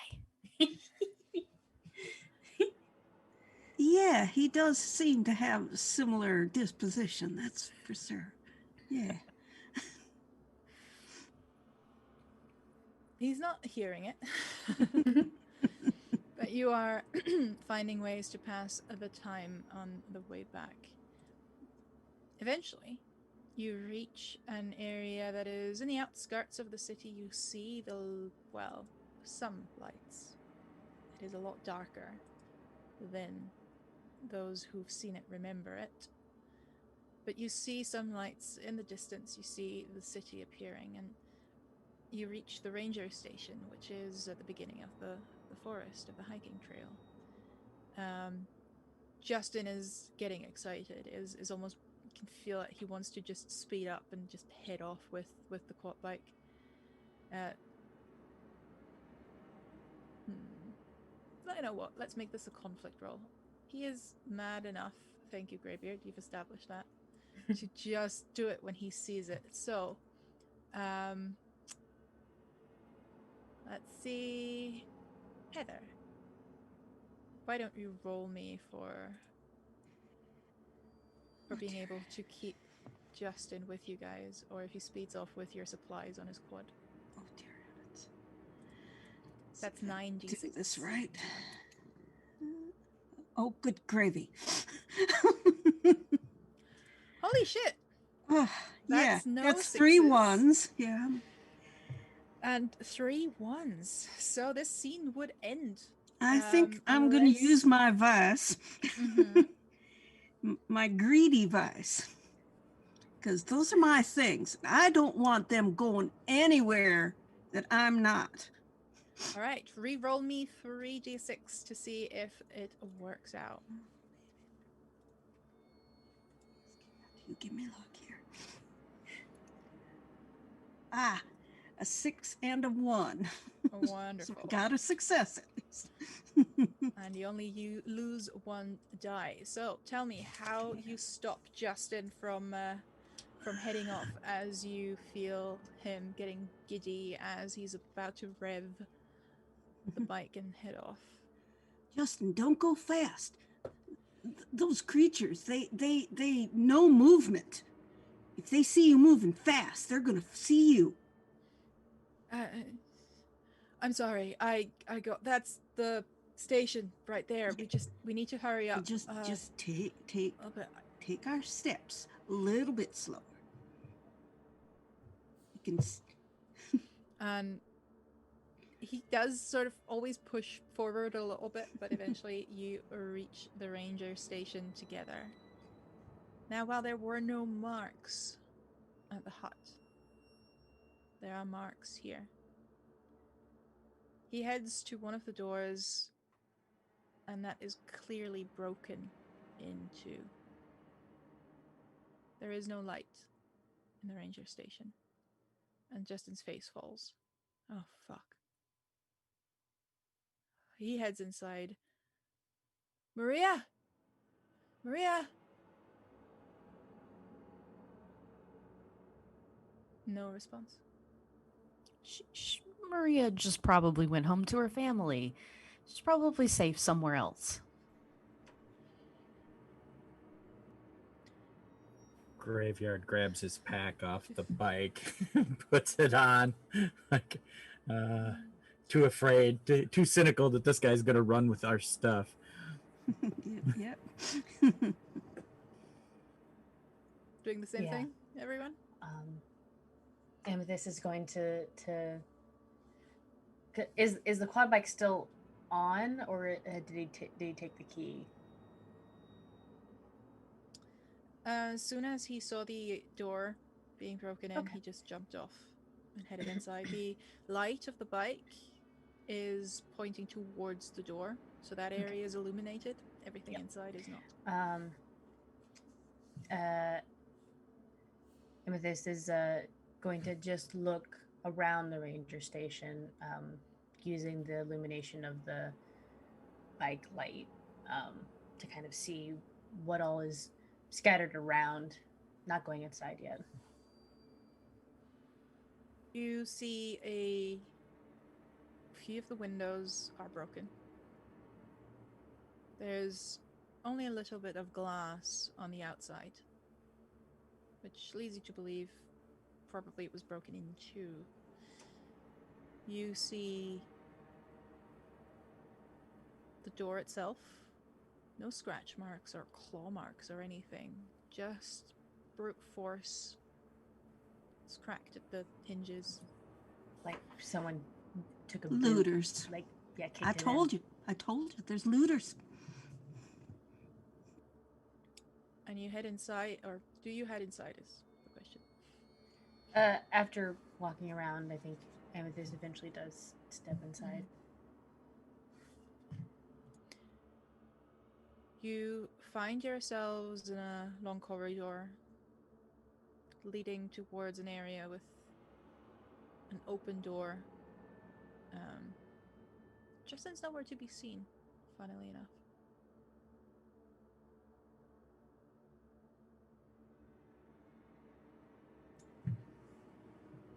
Graveyard hole pulls back a bit. Where'd he go? Justin? You all right, buddy? Justin. Amethyst walks cautiously further in. You head through that door. She turns around. She just says, "Does anybody else going to check the ranger shack too? Check on Justin?" Okay. Yeah. Someone should stay with the quad, though, huh? Yeah, we don't want anyone taking it. I can stay here. Okay, holler if something happens, Heather. Right. I will. I'm gonna look for a light switch, just to see. Does it You work? find one quite easily. Just Oh my god! Sorry, I'm just like, duh, light switch. And at the thought of Heather staying alone, Graveyard actually shivers, like physically shivers, but doesn't say anything. It just moves forward because he's with the group. And you find the light switch, Annie, but when you flick it, nothing happens. Well, worth a shot. Heading towards the door, it is quiet. It is eerily quiet. But listening out, you do hear breathing. Heavy breathing. Hitched breathing. And as you poke your head through the door, you see Justin. A hand around his throat. A gun. against his temple. Behind him, the man who's holding Justin, who's holding the gun. You come close, slowly. Step inside now.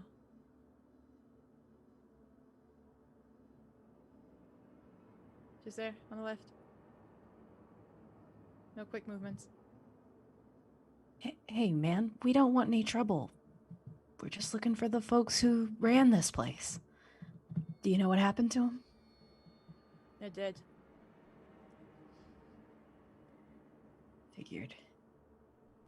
Look, whatever you've got, we don't need it. We don't even want it. Justin here just wanted to check on his coworkers. That's it. We'll leave. Yeah, that's what the last guy said. How many of you? Just the three of us and, Justin. Conveniently does not mention Heather outside. What do you want? Why are you here? Did they send you? No, we're just trying to survive. And found Justin. He suggested we come here. That's it. We didn't know. We didn't know you were here. Justin is shaky, but is confirming everything you said. Listen, man, this is... See, I told you. Just tell me, where's Maria? Where's everyone? Where are my colleagues? They were here, like... Who are you? What are you doing? Come on, put the gun down. We can solve this. We can work together here. Roll me a conflict roll, and I'm gonna say it's Annie because she led the conversation. Let's see how we can resolve this. So we're at 8 dice? Yeah. Oh, Lord help me. Not a 6 in the thing and 1-1. Would anyone like to burn a trait to reroll that 1-1?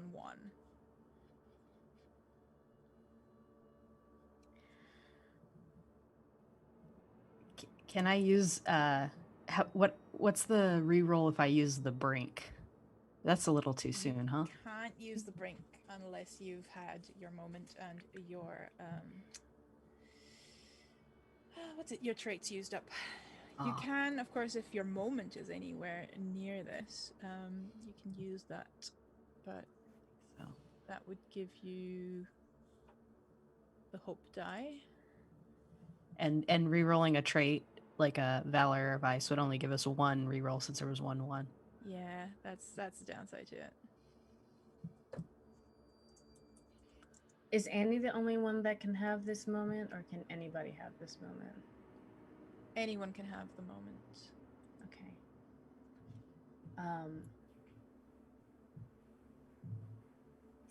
Graveyards would apply to Amethyst if I don't know. We still have so many more candles to go. A part of me is like, I think I'm just gonna take the L. You taking the L? All right.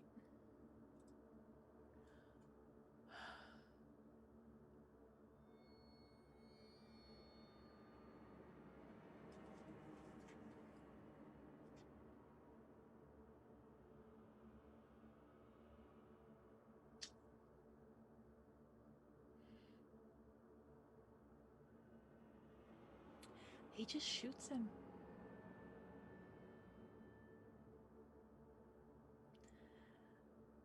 As everyone is calm, as everyone is trying to keep things under control, it is that split second when you realize this guy is scared, but not mad. He's not raving, he's not shaking. The only one that's shaking is Justin. The gun that's held to his head is not. This guy has seen things and has made his decision. It's me or them. And whoever he has to sacrifice. Done.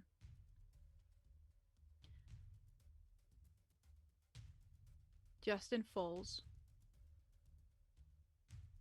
And you're all still deafened by that loud crack of the gun going off.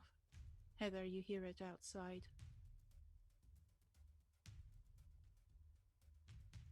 As the gun is now pointed at you.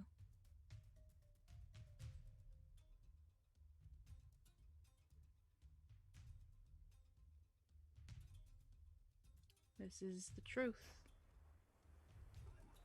The world is dark.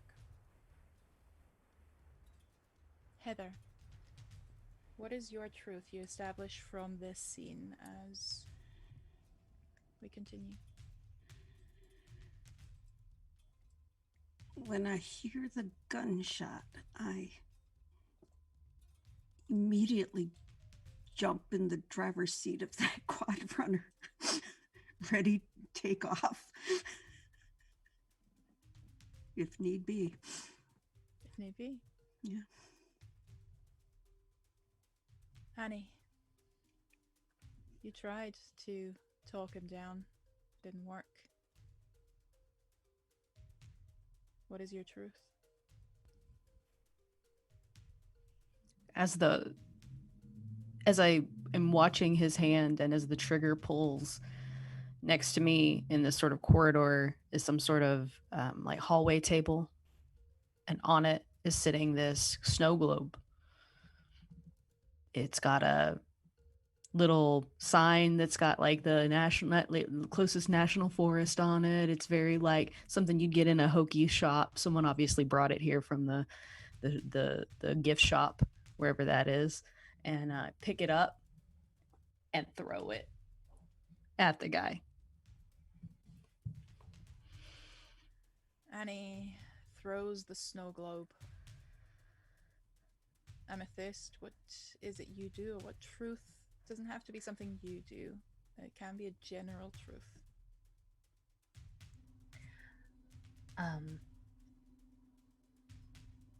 Amethyst definitely has to like hold her mouth to not scream, and like everything almost like slows down, you know, when you get into one of those like heart-wrenching scary situations. She watches Annie throw the snow globe, and she looks down and she sees, you know, shards of glass that have probably been from one of the windows or the door, and she scoops them up and she throws them along with the snow globe. Very deadly pocket sand. And then runs. And then runs out? It tries to run out. She grabs... She tries to grab Annie's hand to try and pull her out. Not really thinking, just trying to escape.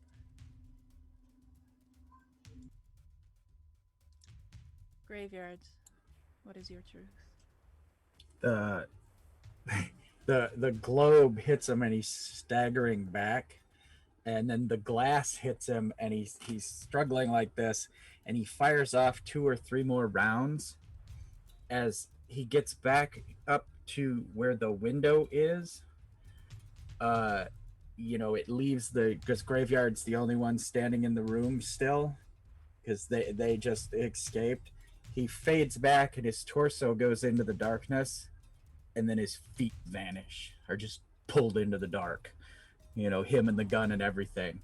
And Graveyard scrambles back into the hall and, like, you know, is like almost pushing the ladies out. I love it. This is my truth.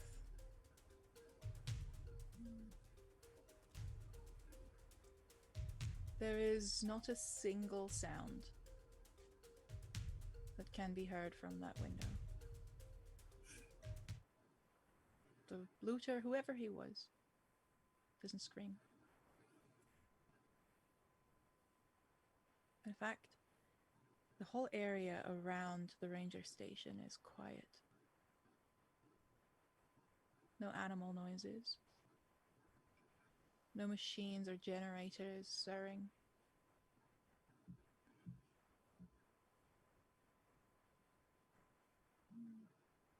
And we come to the next scene. Heather, you've heard 2 more gunshots. You are on that quad bike.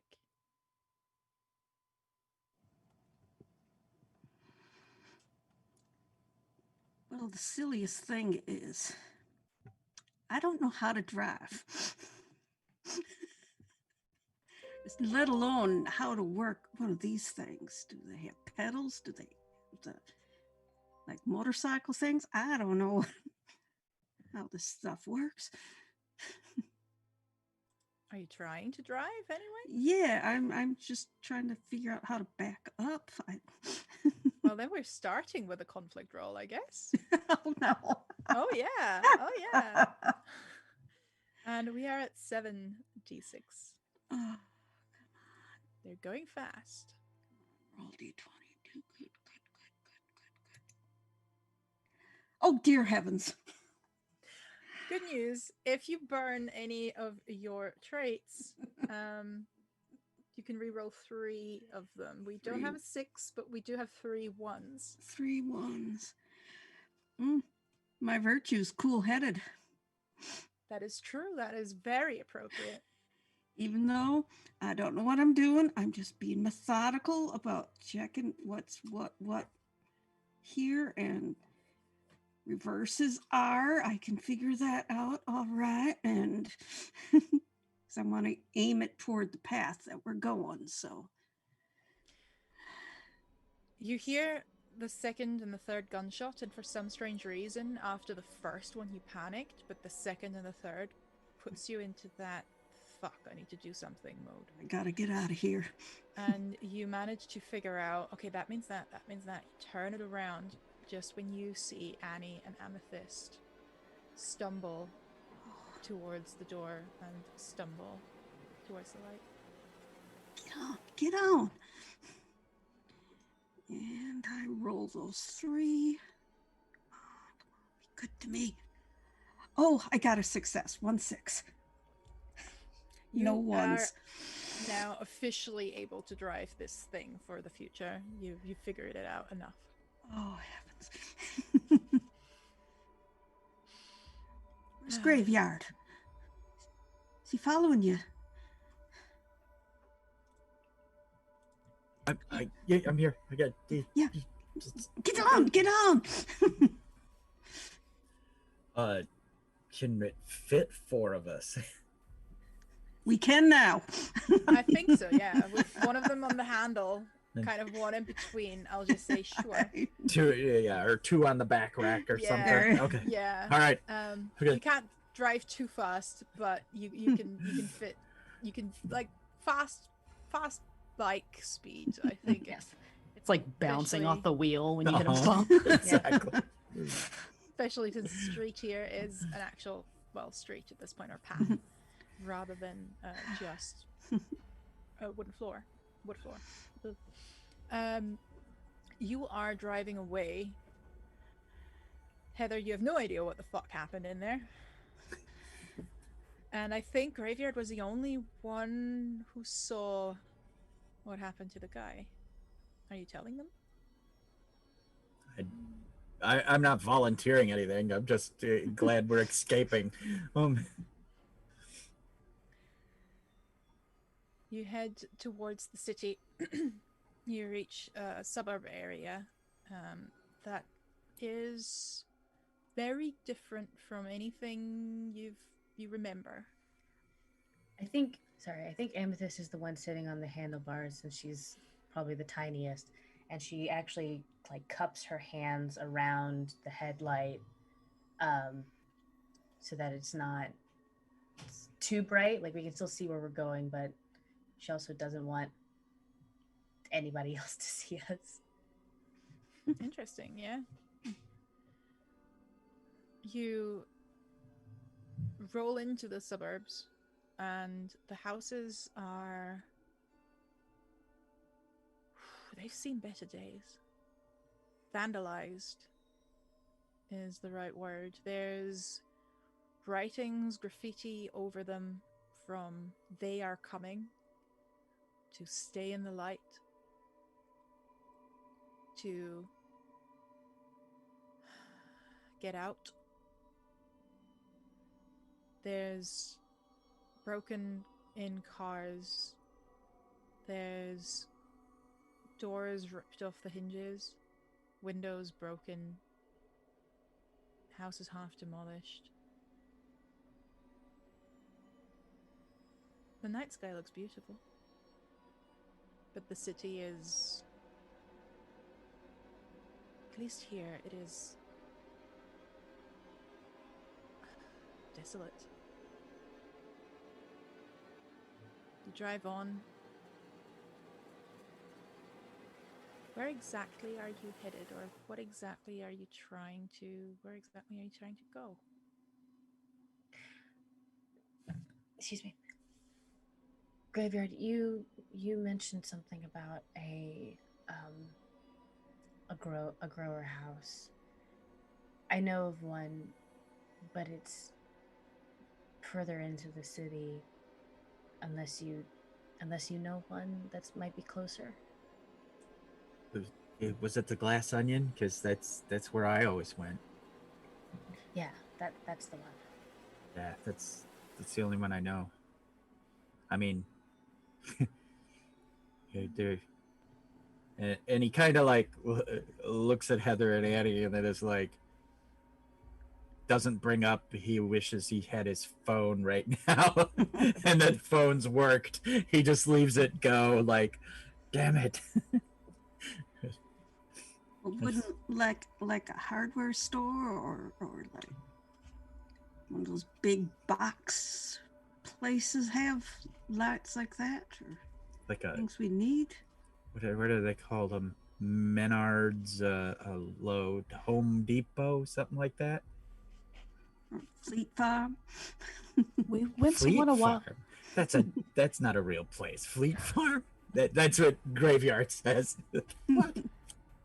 We went to one to get some like gardening supplies one time, didn't we? Yeah, I believe so. Yeah. They might have seeds too. That's going to be another thing, is if we have lights, we still need seeds. Yeah.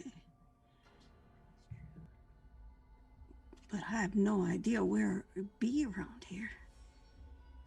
The main street is our best bet, but Well, there's the main strip mall areas where we could definitely go to a Home Depot or a Lowe's. But there's also a few like mom and pop garden places that might not be too banged up that no one thought to go to. Who's gonna ransack, Mama Jen's pottery barn just for some pots and some seeds? it's true. You drive on.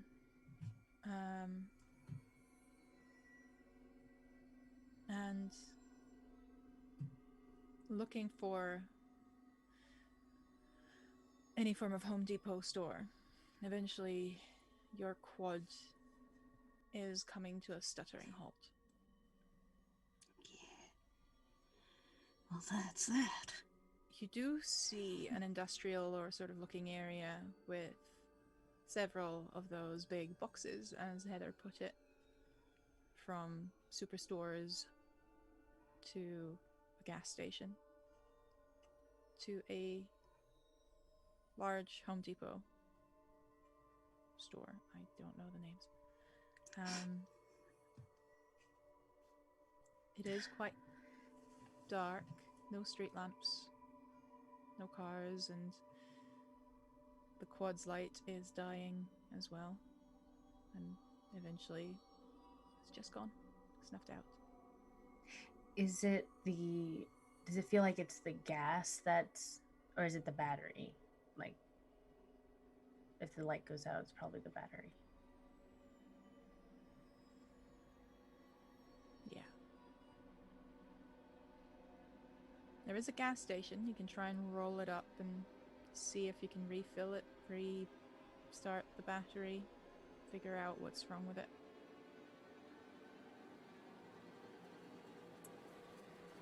It's worth a try. Help us Yeah. carry more stuff, so if we can get it restarted, that's better. With that conflict roll for Amethyst, as you had the idea. We are still at 7 because Cadence's reroll took away all the ones. Yay. Please. Oh, thank goodness. Still not great, but there's some successes in there. There are some successes, and I'm going to roll. I need to get 3.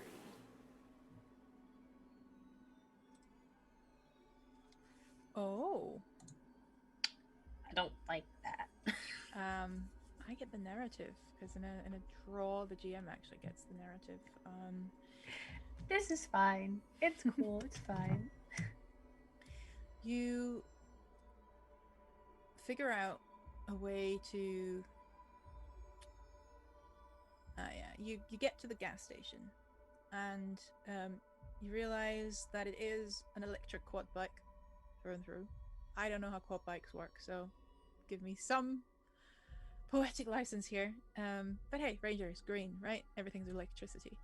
And luckily for you, that gas station does have a socket for electric cars. Problem is, it takes a while to charge. Home Depot is around the corner. You can get there while it charges. Figure out your stuff there.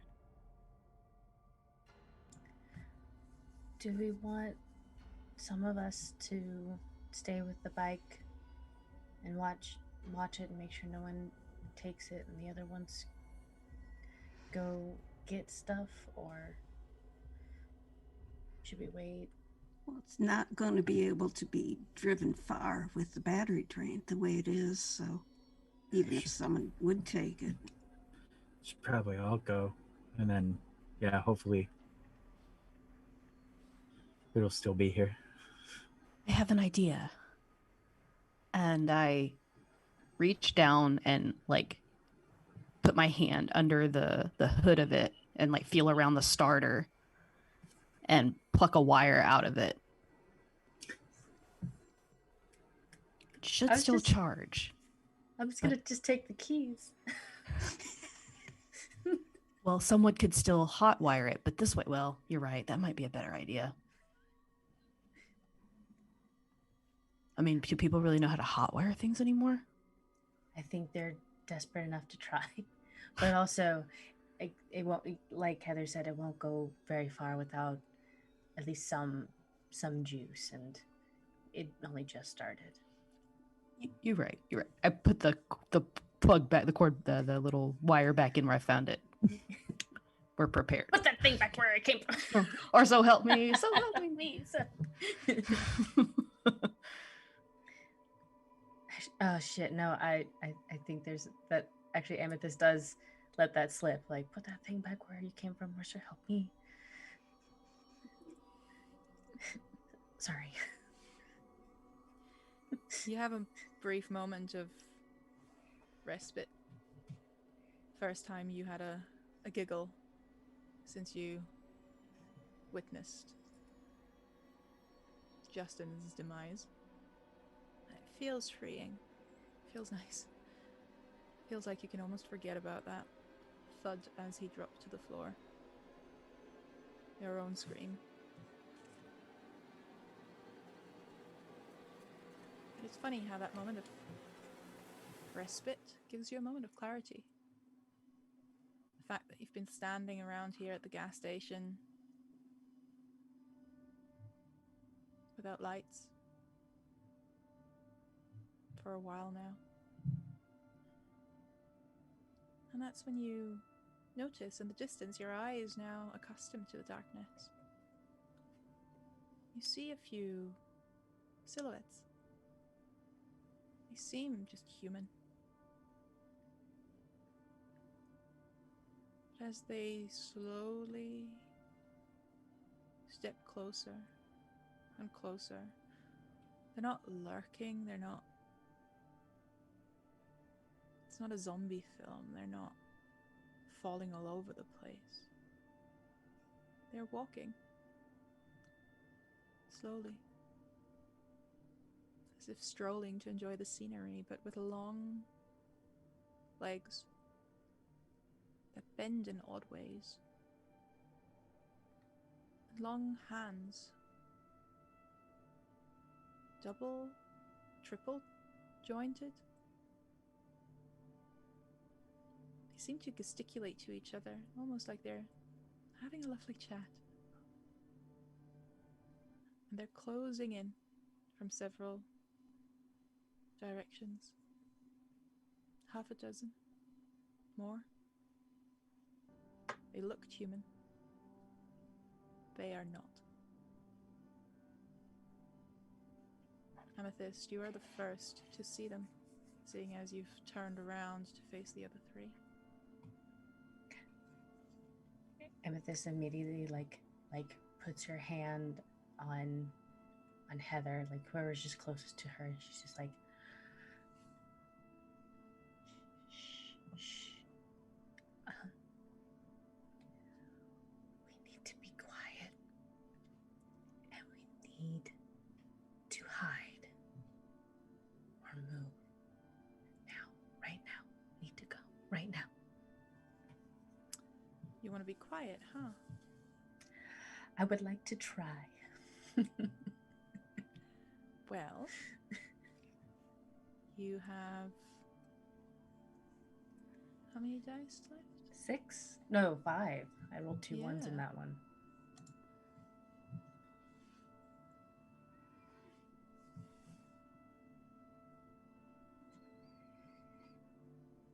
Roll me those 5.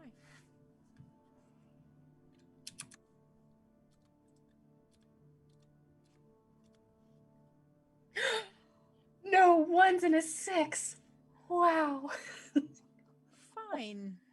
No, I don't like the way you say that. No, it's fine. I'm good. I'm good. You see them and you tell the 3 of your friends who have the wherewithal to not turn around quickly and yelp. I am going to quickly roll to see if I can actually narrate this or if it is your turn. No, it is your turn. So tell me exactly what you do and how to get out of the situation without them noticing you. Amethyst just grabs everybody's hands and just very, very quietly, while keeping the half a dozen or dozen of these things in sight, just begins walking everybody in the opposite direction, slowly towards the direction of the not the hobby store,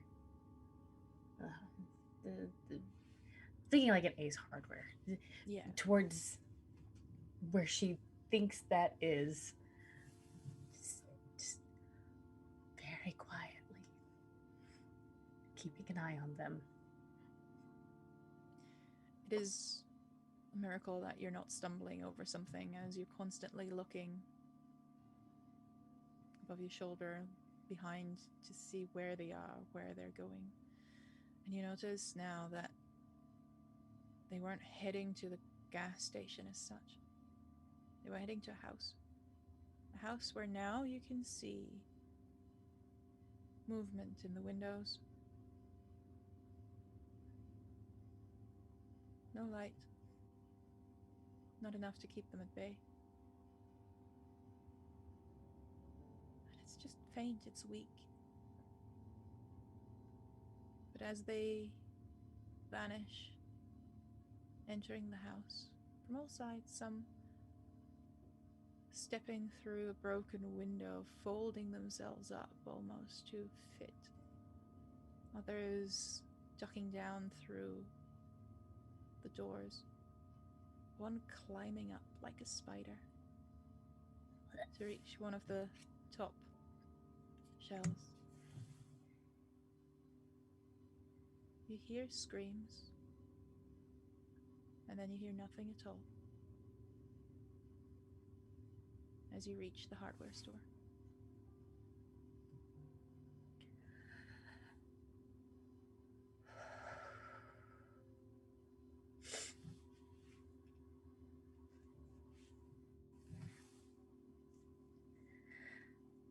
Okay. So how do we get in?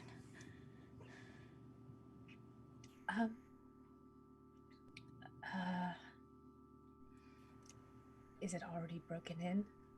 These places have 1 billion doors. Are you... There's so many scenes to get to still. You know what? I'll have you roll another one. I'll say graveyard. You mentioned that they have 1 million doors, some alarmed, some not, some delivery areas. So you roll me to see what it is you can find. We are on 5 or 6 dice. We still have 6 because I didn't roll any ones. Oh, cool. All Yeah, right. but you only had 5 to begin with. Yes, I only had 5 to begin with, but we still have 5 because I didn't roll Yeah. any ones. Oh. Yeah. Okay. But 5d6. Here goes the click. Oh. Two God. ones. I'm gonna burn my vice, I think. No, my virtue sounds Your better. virtue. Yeah, I'm even though I have sheepdog hair, I'm extra alert, and I definitely spot some way to get in, like the door is like locked or whatever, but there's one of those little swing windows above it or something, so we can All try right. to get in that way, maybe. So roll me those 2 ones to see if you manage. Let's do this. Together I got a 6. Yeah, no 6s, I'm afraid. So you do find a little window.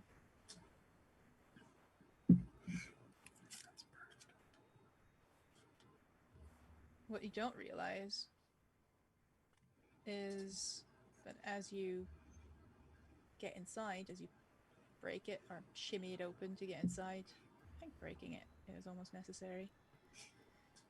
All the other doors are locked, heavy chains. Apparently someone still managed to lock this place up completely. You realize why the looters have stayed away, as loud alarm bells ring.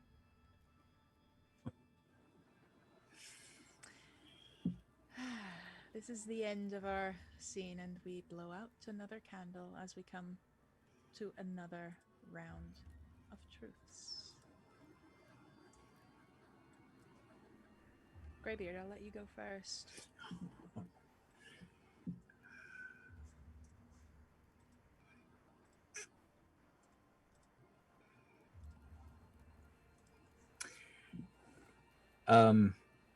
The things we seek are actually here, like the grow lights and whatnot. Mm-hmm.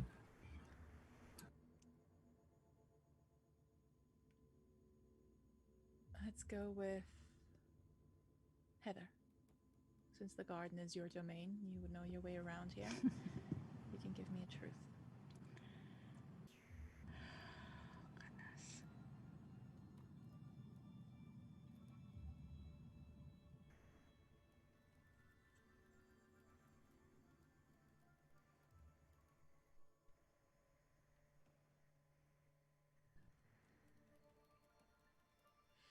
You can also speed things up a little, by the way, if you want.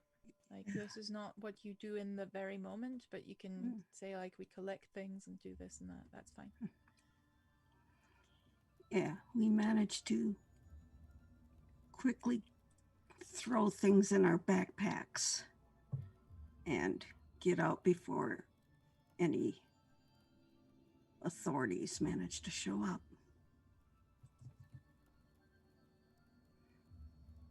Amethyst.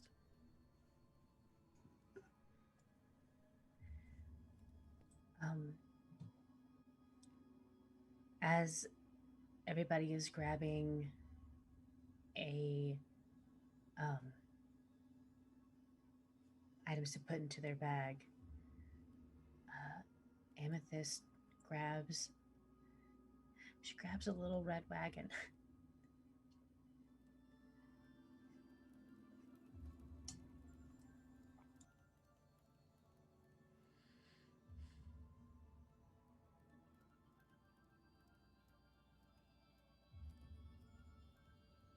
Is that one of the, like, trolleys, or? I'm literally imagining like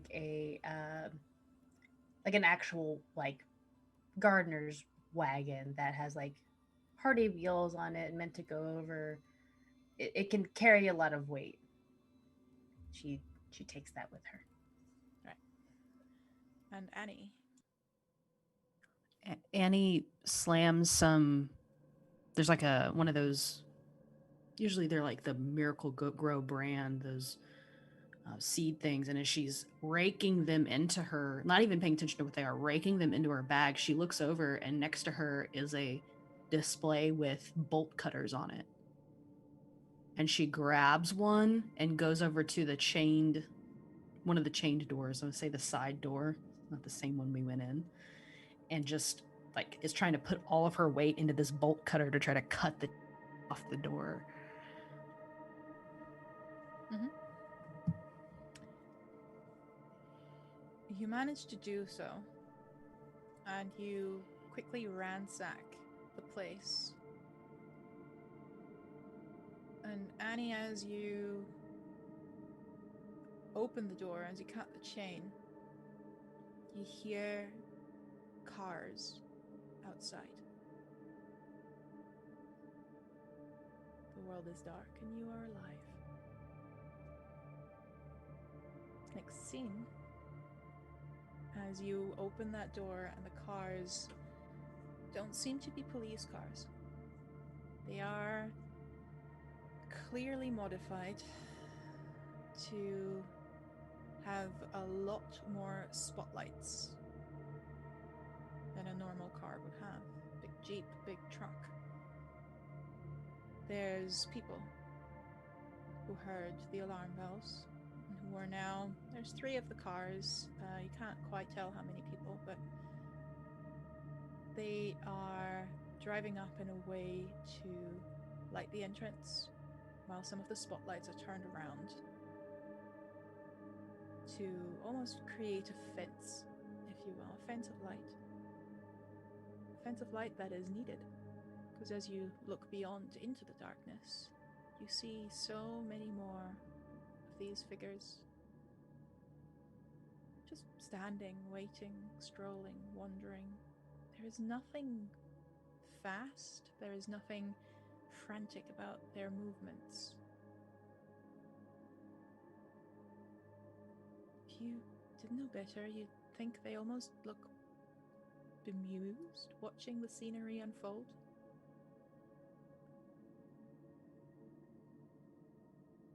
And you see a woman, elderly, walk up to you, hands held in an open gesture, no weapons. Didn't think there were any people still in this part of town.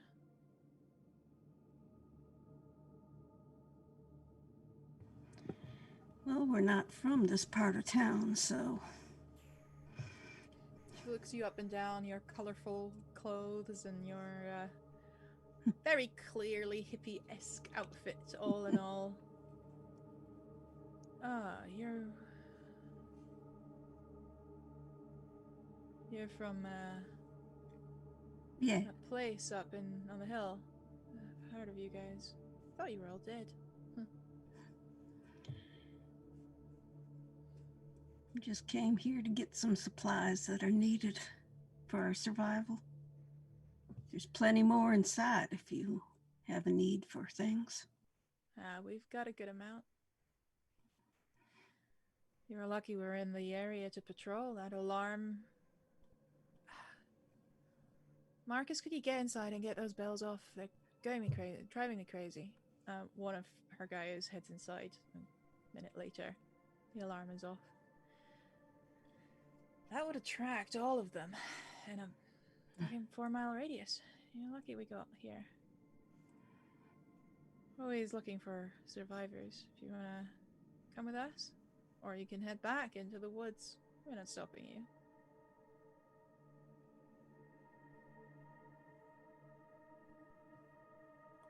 We got people back there.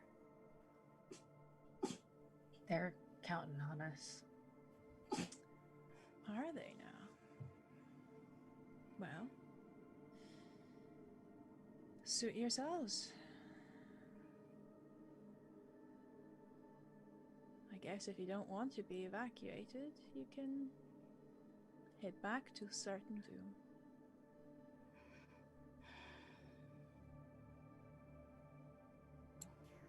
Evacuated? Yeah, you wouldn't have heard that part, would you? No radios up there? Yeah. They've been flying people out. One by one. Helicopters, planes, but the airport's now closed. A couple of helicopters still come back. Private citizens. They're not really telling us where they're going, but anything's better than here. There's a couple of safe spots in Canada. It's been a week. Well, is there a chance we could get one of those helicopters to go up to the camp? Get our friends? Lady, that's beyond my control. I'm just running in people, telling those that don't know the good news that there's hope. Yeah, but it's not the authorities doing it. How do we know we're actually going to a safe place? Mm-hmm. She looks around at her people and they laugh. We don't.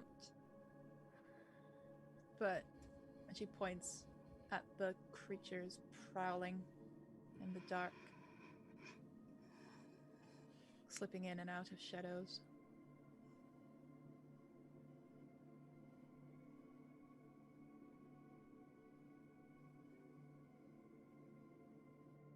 I don't know. Devil you know or devil you don't.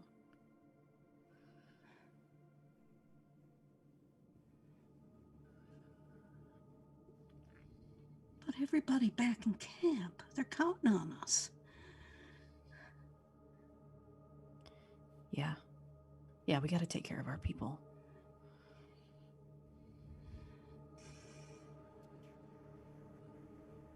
What about you two?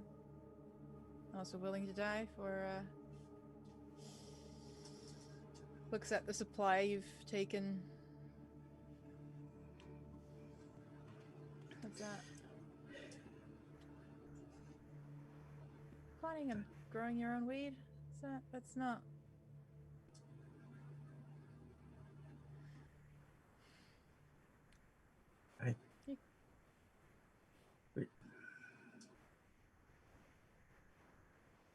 Yeah, and Graveyard just starts to talk like 2 or 3 times and then just shuts his mouth and kind of shakes his head.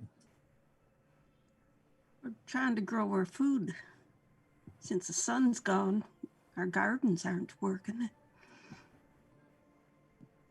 Figured at least if we could get some lights going, we can at least start growing our garden back. Got generators? Got a river. And a lumber mill. What about you, little girl? Looks at Amethyst. only an offer you make once. Amethyst looks between Graveyard, Heather, and Annie, and then back up at the woman and says,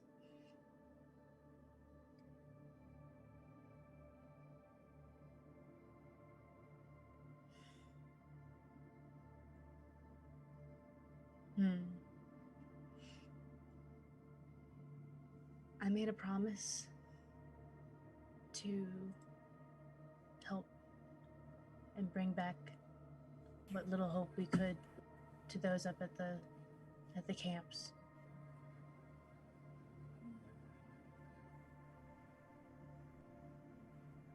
And even if we die out there, at least we die together. Suit yourself. Amethyst, I think this is you finding where you belong. If you want to make me one conflict roll with 66, if you make it, you get your hope die.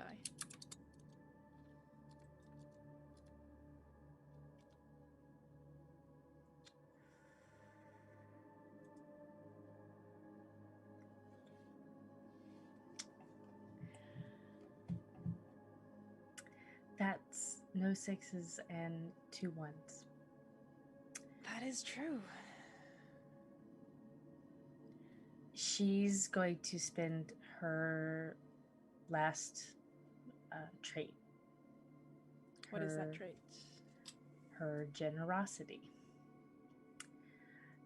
Because she's giving up the opportunity to potentially be taken somewhere probably safer, but would rather stick it out with those that have shown her kindness for the past year that she's known them, who've become a family to her in this very dark time. Reroll me the 2 1s, please.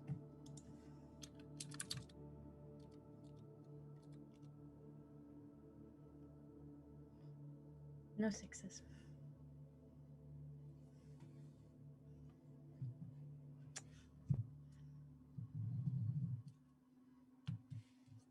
You cannot help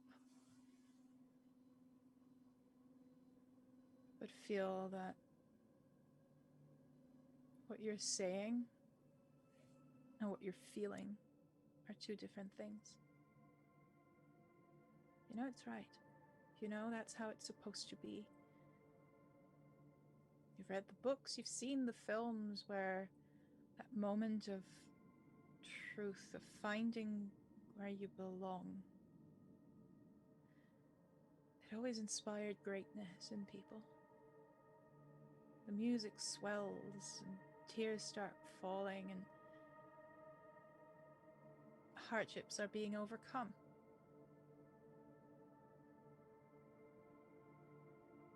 But people are just standing here. The woman shrugs. Doesn't seem to realize how big of a moment this was for you. And your friends, they do smile. They nod encouragingly. But there's that little voice in the back of your head that says, wrong decision. But you've made it. And the scene ends. One more candle is snuffed out. As a very, even more quiet Amethyst, even more quiet than usual Amethyst, is stepping closer to her friends to express where she thinks she belongs, where she hopes she belongs? Question mark.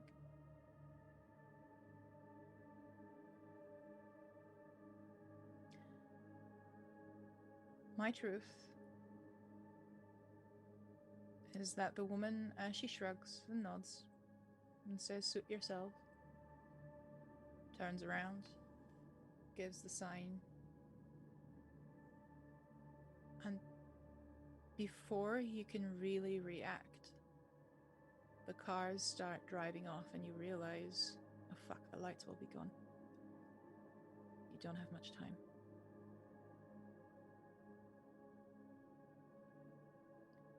Annie, what is your truth? I look back inside the store and see at the checkout line where they have like the impulse buys, there is little small red, black, silver flashlights. And I grab a handful and turn around and try to flick them on for the light, hoping there's batteries inside and that they're still functioning. I try the first one. It doesn't work. I toss it to the ground. Try the second one. It flickers on for a minute and flickers out, and I toss that one too. And then by the time I get to the third one, it stays.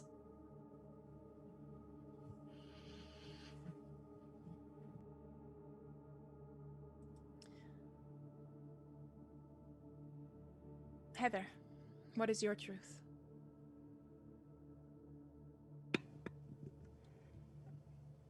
That we were smart enough when we were gathering the supplies to get some batteries and flashlights, but we didn't take the time to put them together right away. But we have them at least.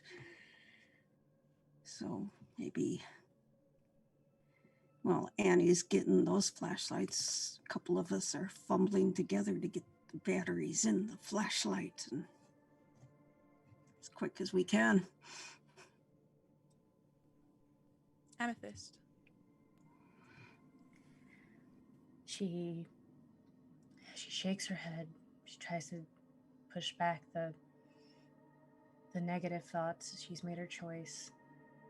And then something that the woman said kind of makes her pause, and she runs in, and then she comes back out with this large black battery with or like it looks like a battery. I found a generator in the back. It's small, but it'll at least work on one of the lights. She puts it in her wagon. And Graveyard. Graveyard says, this beef jerky is delicious.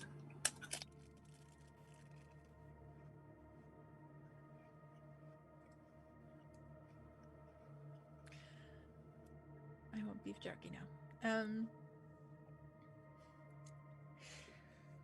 You have your flashlight, Annie. Heather, you're still fumbling with the batteries. Amethyst has run inside to get the generator. But while the cars have sped off, darkness has returned to that area of the city. And like a wave, the creatures are flooding in with the darkness. There are a lot of them. They all look alike. And they are all coming incredibly close. There is one wave coming from almost behind. You didn't quite see it. And he's waving the flashlight around. So are those that have it. Graveyard is stuffing his mouth with the jerky real quick just to get it all down as he sees what's happening. What do you do? Is the path we took from the gas station overrun, or Everything is overrun. You're being backed up into the door of the warehouse, Sad. except that large flashlight Annie has, wherever that stream falls, the creatures move back elegantly so, in unison, like a swarm.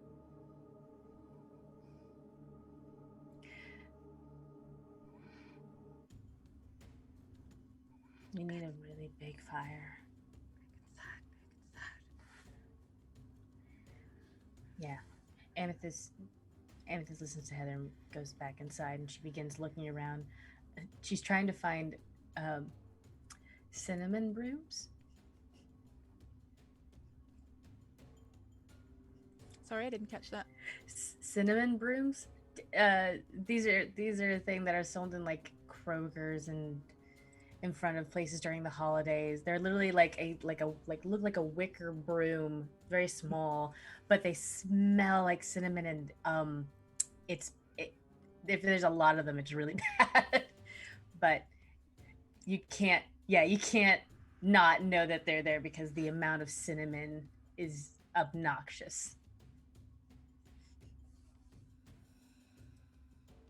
All right. What exactly are you gonna do with that? Make a really big bonfire. Nice. Tired of being in the dark. What are you doing, Amethyst? If you've got a plan, let's pick it up. These fucking cinnamon brooms. I hated them whenever we went shopping, and you just smell them everywhere and can't really enjoy them because they're just cinnamon everywhere. But I bet they make really good kindling. And yeah, she's trying to find them, and then pretty much just try to find as many as she can and bundle them up and make a big old cinnamon fire. I'm making fireball. I think whilst she's gathering those, Graveyard will go to the grill section and try to get a propane accessory. A propane tank. Try puffing it back with it.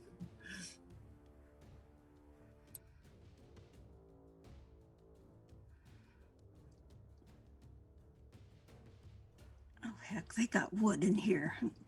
Go find some 2x4s. Annie is still like at the door, like swinging this light around, just like. Well, 2x4s, we should reserve. Fuck these cinnamon brooms, though. Nikki It'll make the fire last longer, at least. Yes. Yes. Yeah, and basically the thought is when she piles up the cinnamon brooms, I'll open the propane and flick my lighter. Yes. And just. And I too have a lighter. Let's burn down the stove.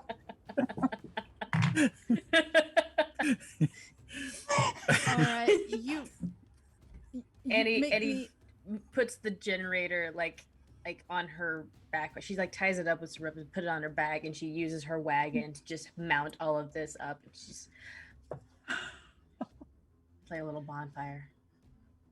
You are throwing these things together, and yes, the danger of the fire getting out of control is certainly there because you don't. Amethyst doesn't. You could kind of tell she's beginning to kind of get to that edge a little bit. And please make me a roll with 5d6s to see just how that fire continues. It's a team effort. I believe in all of us. We're gonna do great. This is gonna be fine. We're fine. It's cool. It's fine. Someone stop Nikki from rolling. I'm not allowed to roll anymore. 2 1s. 2 1s and no 6s. No success. You still have your brink. We still have a couple of people with traits. How would anyone like to try and intervene and make this work? Please intervene. Take it from me. And hi, Bright Dystopia. Thank you so much for that raid. You're just seeing me See us Well, burn down I'm the not doing Menards. much. We're Nikki is burning doing down all an the Ace work. Hardware with cinnamon brooms. We have a couple of creatures that are hunting our friends, and they are in a hardware store, and things are about to get fun. All right. Where were those?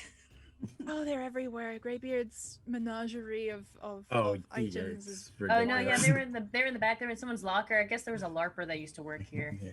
Yeah. All right, Annie, you wanted to do something to try and get the fire somewhat in control. So that's the thing, is the fire is lit, but it's out of control. Mm-hmm. I am swinging this flashlight back and forth, and I finally like get frustrated, like I don't know what they're doing. This is taking a long time, and slam and keep doing that, but slam the door. And I loop the chain back through it just enough so that like if they hit it or try to pull on it, it won't immediately come open. And then turn around and see this fireball. It smells like Fireball, the liquor. Have a brief moment of flashback to the couple of years that I went to college and got very drunk. And then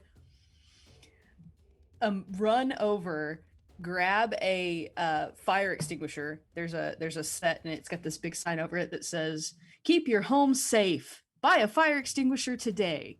And I grab it and start spraying around it so that we don't catch fire, because we all look pretty close to fire right now.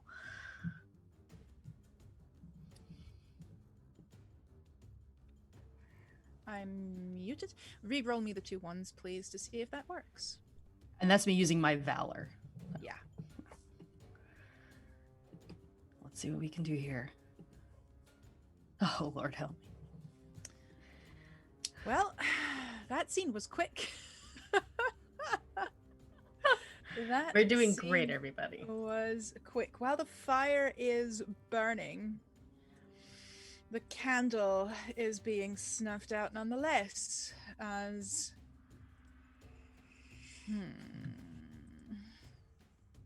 let's see. As you swing a thing around and realize that where did you exactly make the fire inside? Because there was also something about doors being closed, right? Yeah, we made it inside, like next to the front desk, next to the tchotchkes. As the smoke starts filling the room and you've closed the door to keep them out, you find yourself between a rock and a hard place, or in this case, fire and darkness, both of them bad. And you realize you start to cough, you start to not see a thing. It is bright, but the smoke is burning your eyes. Your eyes are watering, and you need to get out of here. The fire is growing out of control, and it cannot be doused at this point. That is my truth. Annie, what is yours? Since it's by the front and there's a glass front window, at least as far as the light goes out of that front window, there are none of them out there, at least as far as that light will reach. Yeah, I can work with that. That is fine. You see the various sort of corridors of light being shunned by the creatures. Graveyard, what is your truth? I mean, can it be as big and broad as we make it back to the quad runner? Yes. I'll say yes. You get out through that window that Annie pointed out. You have your tiki torches, you stocked up on a couple, you have your flashlights. It is a strange thing to get back and constantly keeping those creatures at bay by shining light in their faces, and every time you turn around another one is coming from behind. You constantly have to circle, you have to move in a group. It is unsettling, and it is more so because they don't say a word. But now you see their faces, now that they're close. You leave the hardware store and they are smiling. Not cackling, not laughing. Their long limbs reaching for you. Their sharp fingers trying to grab you. And they shirk back every time you turn around just in time to almost burn them with the shining of your torch, with the flashlights. And they don't say a word still. They don't say a word. You make it back. You still have to move around. Heather, what is your truth?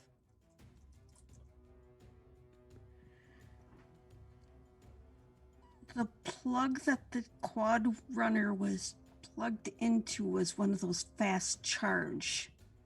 So there's a decent amount of charge to get us, if not all the way back, at least most of the way back. Your quad is almost fully charged. The unplucking of the wire that Annie did hasn't had any negative consequences. Amethyst still has the key. Amethyst, what is their truth? What is your truth? Amethyst shakily gives Heather the keys to the quad bike, gets on the handlebars, and says nothing. Nothing at all. Who is driving?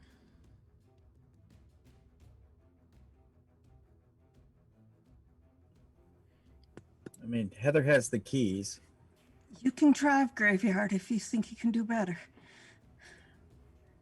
Never really drove a quad. I mean, I had a Ninja 1500 street bike, but okay, the clutch works right the same. You have more experience than I ever had on these things. All right, Graveyard is driving.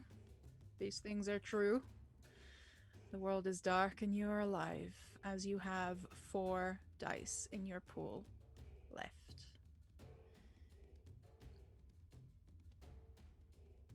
You start driving, and the light is helping, but the torches some of you are using, you can't really keep them up. The wind is trying to blow them out. You use the flashlights to keep them at bay, but you still have to go somewhat slow since it's 4 of you and just 1 quad bike. They are following. They are following, bemused by the outing, by the little chase.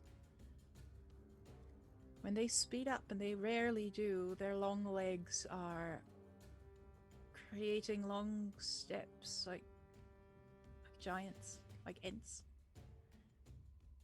And they're spindly thin, but they won't stop.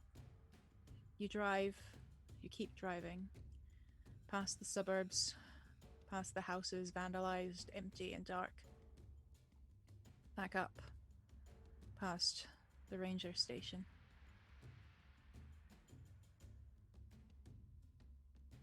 As the trail begins and things get a little bit more uneven, you're trying to hold on to the little wagon, to all your supplies, but you're running the risk of losing some.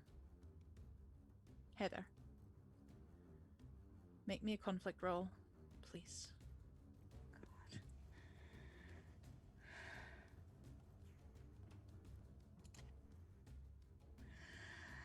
No successes, 1-1. You can re-roll the 1 die if you sacrifice a trait. All I have left is my moment, but it wouldn't apply. I will let you use your brink as well, if that fits, if that suits in any way. Reroll the whole pool.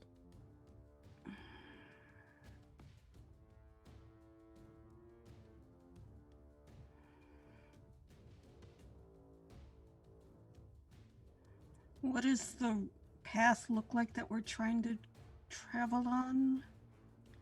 You're past the ranger station, so it is uneven. It's a hiking trail just big enough for a quad bike. You couldn't actually go up with a jeep. It's getting bumpy. Oh, goodness. I don't know how that would work either. Dang it.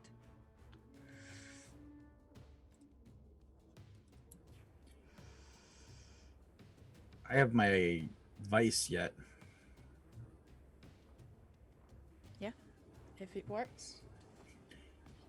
Yeah, so my vice is I'm a cynic, and just basically, you know, we've been through all this. We made it this far, and it's kind of it's kind of one of those moments where he like stands up in the seat and kind of like makes the bike hop a bit to get us through the trail, and he's like, "You've got to be fucking kidding me! Come on!" You know, just a complete like, this is some bullshit. We're so close, you know. Graveyard, you are basically screaming at the world about your disappointment. Roll me that one. That one die. All right. Got to take the chances when you can. And this is a fairly dire situation. Nope. Nope. 3. So as you stand up while driving, and as you almost bounce a little bit,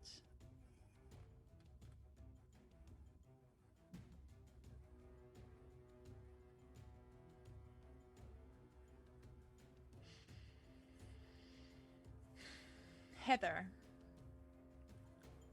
that bounce is unexpected, and as you were turning around to make sure that the cargo is safe, you lose your grip. And you slip and fall. You see that, Graveyard. I'm not going to end the scene just yet because one of your companions is in very dire straits. So please roll me your moment to see if you can save her. All right. And gain And hope. so that's 46 re-rolled or 1d6 re-rolled? 46. Reroll the whole thing. All right.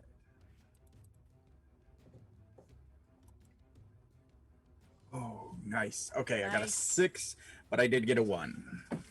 That is okay. That is absolutely okay. You can still regain the 3. Please tell me how this works. Tell me how you managed to gain hope from this situation. So, you know, the Heather bounces off. I'm like already yelling, and I think with that, the light is beamed forward off the bike, but I'll swing the handlebars like all the way around backwards, so the light is no longer shining forward, but we've got extra light going back, and we just have to, we're taking our chances with them getting in front of us to grab Heather and get her back on board. You managed to get a hold of Heather, help her up. She's a little bit disoriented, but quickly realizes nothing's broken, nothing's happened. That's the good news about not being able to go too fast. You help her back up, and you have a hope die, which means you can roll anytime you roll for anything. You can add that, and it succeeds on a 5 or 6. Roll that one separately to make sure, you know, it's not any 5 that succeeds, it's just that one. You're on 3d6s now. The scene continues. Are you gonna keep going? What's the plan, guys? Yeah, the whip it back around. Hopefully, the beam chases them out from in front of us, and try to do our best to mountain goat our way through with 3 dice. You head back up as far as you can, and the creatures are staying with you. They don't tire. They never fall back. They never say a word either. It's just you, your heavy breathing, and the sound of the quad bike on wet forest floor, until you get to that one part where half the path was taken away and you have to leave that bike behind.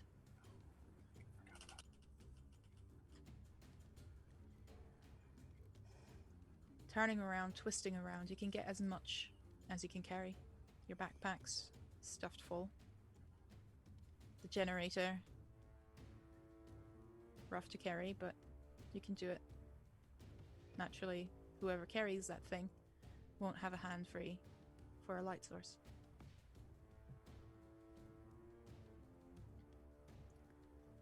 Let's see if you can make it across.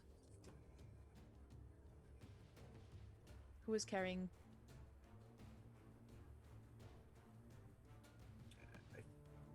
Sorry? I think Amethyst had it. The generator, yes.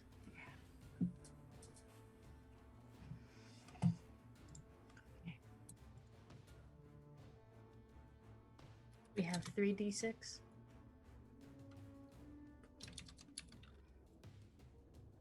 Damn, girl.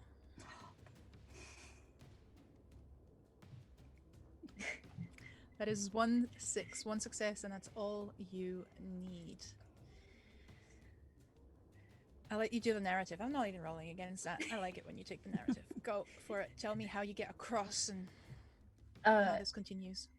Yeah, she has the generator in one hand, the rest of the stuff in her other hand, and she just sprints across the tree. She just doesn't even, like, the idea of falling off is less terrifying to her than getting quickly away from what's following them.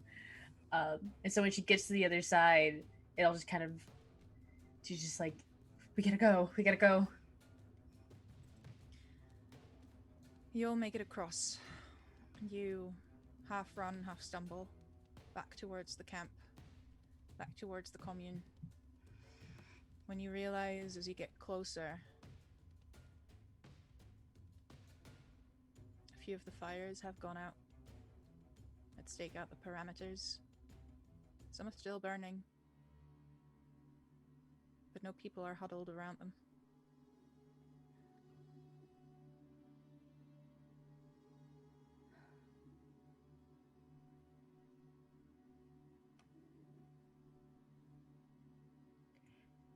Amethyst runs forward and starts trying to relight the first one that she sees with the bits of the 2x4 that Heather brought, just on autopilot. Yeah. You relight the fires. You too, Heather? Oh, yeah. Yeah. It's vital. Get them going. You bring back that life-giving barrier, and you hide in the light as the wave of creatures comes crashing against the light and then stays still. They don't move. They don't prowl. There's just a row of them. Dozens. Maybe more. Hundreds even. It's so hard to tell where the real darkness begins and where they end. They're tall and they smile. That's all you can see. Their eyes, if there is such a thing as eyes to begin with, just black dots, black holes, if you will, and a large grinning mouth with thin lips and needle-sharp teeth, a grimace. They stand there, long hands by their sides, and just watch and wait, because they know they have time, and you do not. You turn back towards the houses. Some of them, there's light inside. Some of them, there's no light inside, where there should be. Where are you headed? I think the nearest one with light on.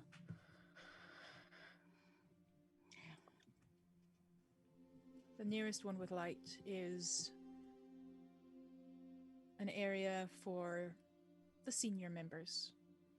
Not as in the older people, but the people that have been in the commune the longest, that have some form of authority. You head inside. Do you knock at all? No. And you see nothing. No people.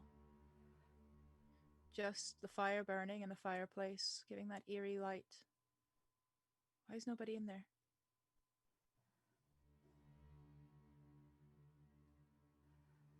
Next house. There is light, but nobody inside.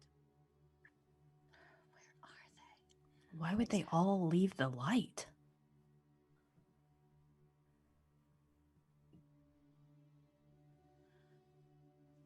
Were they all going down to the sawmill?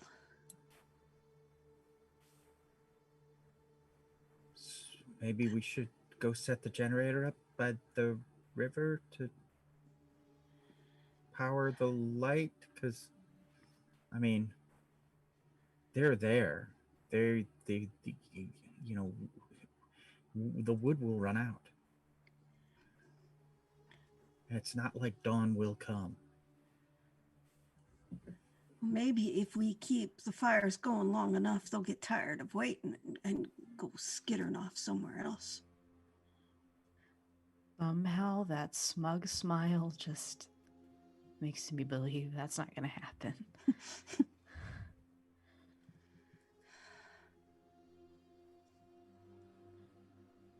I don't know what all them want with just a few of us. Doesn't make sense. Matter.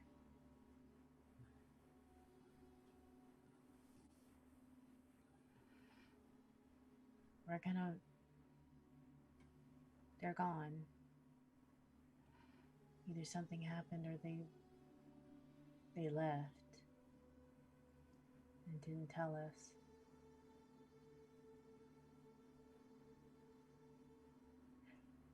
We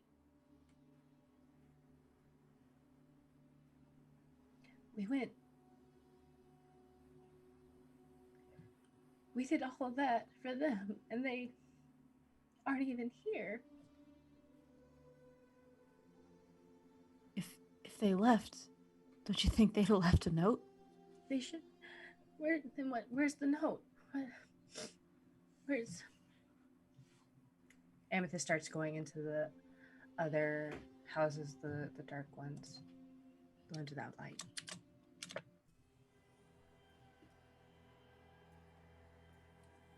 You look through the houses and you see no signs of a struggle, but also no notes. Are you, the other three, staying in the light, or are you looking around as well? I think Annie's definitely looking around, and as she is moving through one of the houses, she's like her adrenaline's starting to ebb a little bit, and she feels this strange like pain on her face, on the lower part of her cheek near her jaw. And she sees a mirror and something catches her eye, and she steps back and looks at it and realizes she's got a sear mark on her jaw she couldn't even feel until her adrenaline went down. And she's just frozen. She can't say anything. This is not the time to freak out about a burn on her face. But holy shit. Our friends are missing. We did all of this for nothing. And I fucked up my face.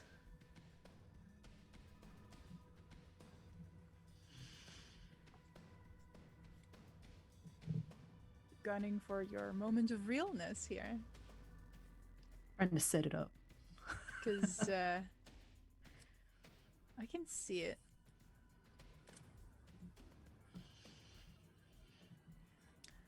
Was anybody else present? And did you say that out loud?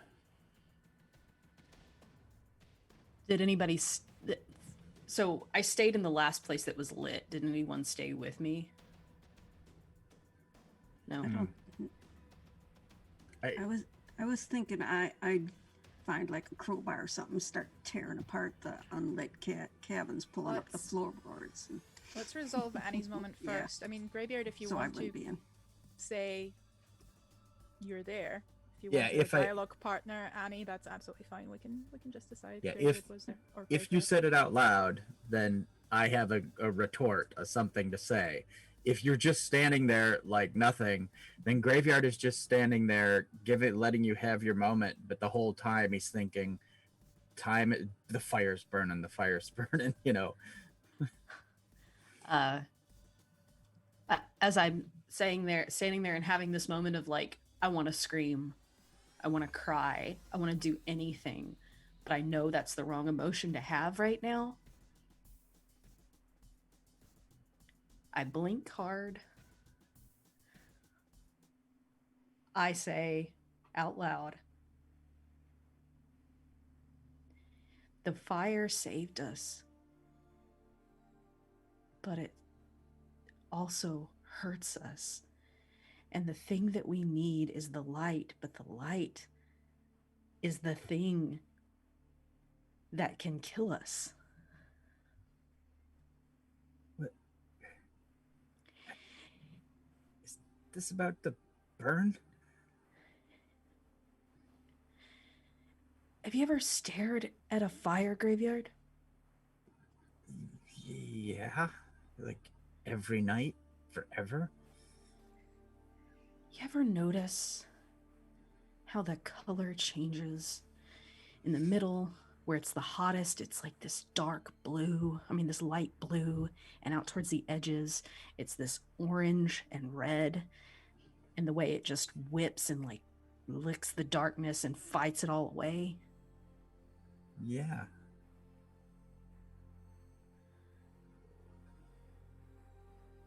Those things out there, they're afraid of it. We should be just as afraid. It almost killed us. We almost died, and I'll never be the same again. Every time I look in a goddamn mirror, I'll remember what fire did to me.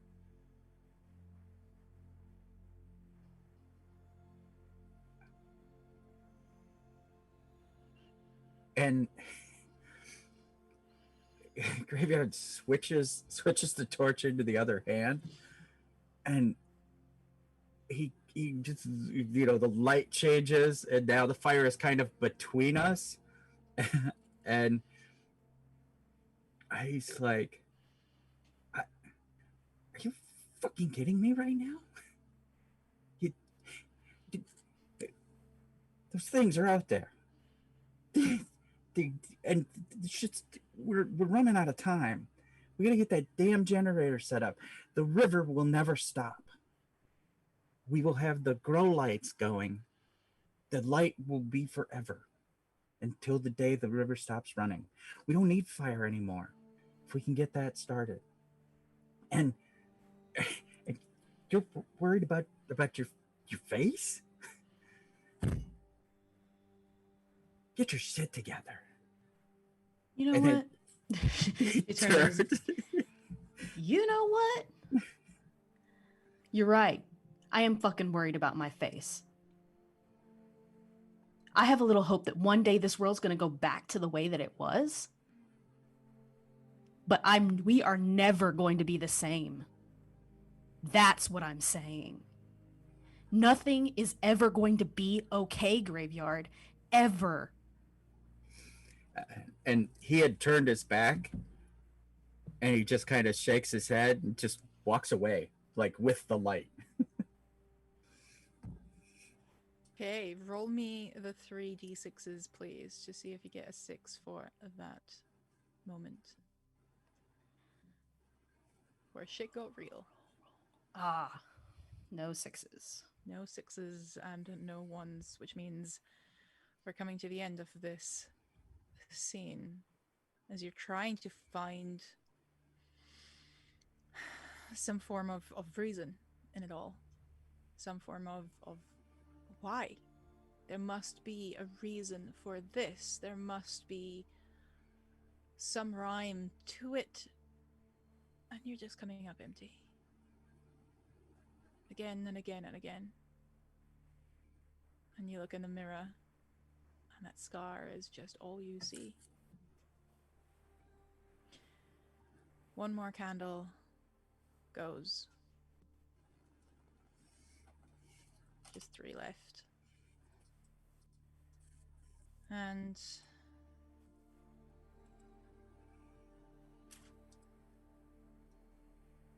Annie, what is your truth?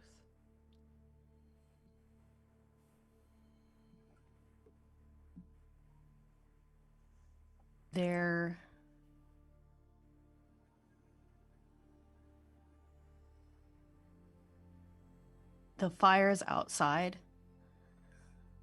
are guttering. They're going to go out. Several more of them. And as I look out the window, I can see that. We don't have much time. You got them burning again haphazardly just to create that barrier. But it was speed that mattered and not longevity. Greybeard, what's Graveyard's truth?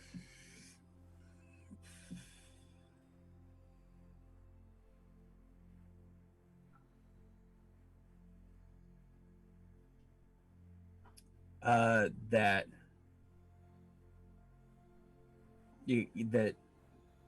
he's gonna survive at this point.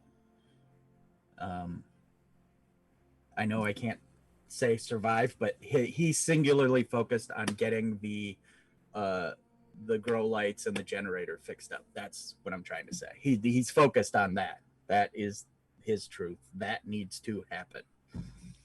You're checking the supplies you got, and you lost maybe a bit of beef jerky here and a single torch there, but the generator seems to be in working condition. As soon as you get a power source, it's doable. You just have to venture out again. Amethyst, what is your truth?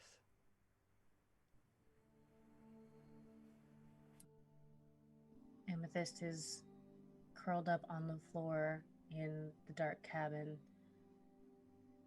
curled up, crying. They left us.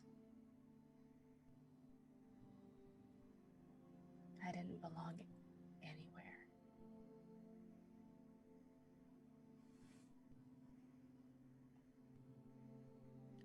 And Heather, what is your moment of truth?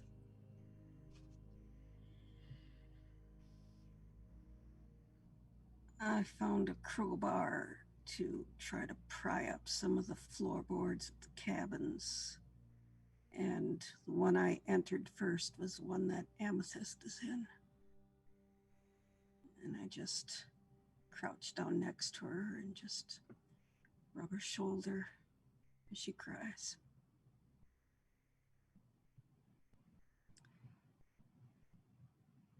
These things are true, and you are alive.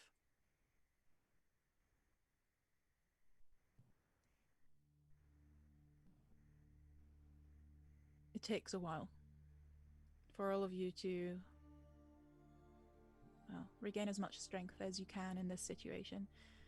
For a graveyard to check the generators. The fires are burning dangerously low. Eventually, you have to make a decision. You have to figure out what to do, where to go from here, try and find your way to the sawmill, to the river. Maybe they're holed up there. Maybe they were forced to get there. But Heather, as you leave the hut that Amethyst is in, see if you can help somewhere else, you come across something odd. Just outside, there is a postcard on the floor in the dirt. It wasn't there, at least you don't think it was there, when you entered the hut. It's a postcard from Italy, Rome, the Colosseum, old and tattered. Looks exactly like the postcard that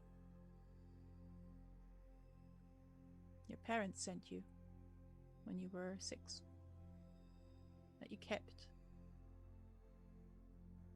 Very first treasure in your box, in your treasure box, kept under the bed where at least 6-year-old you thought nobody could find the most precious things to you. You look up and there's a coin.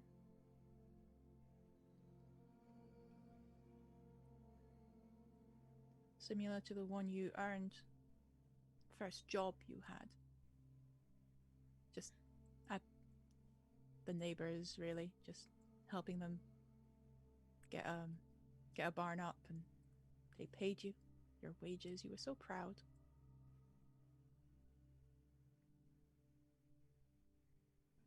One after the other. The belongings you once treasured more than anything in this world. On the ground, in the dirt, like a trail of breadcrumbs.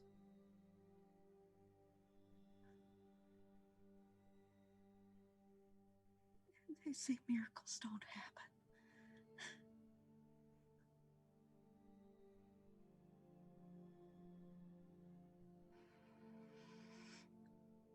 I just gather them together, put them in pockets of my overalls. And go forth to rip up those floorboards. I'm going to keep this area safe no matter what. You gather them up.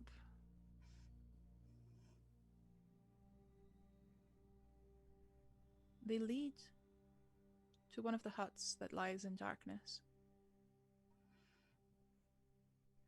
Make me your moment of hope roll now, please, with 3d6.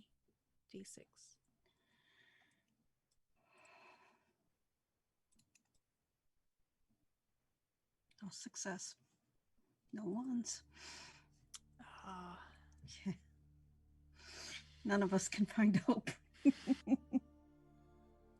You follow it into the darkness.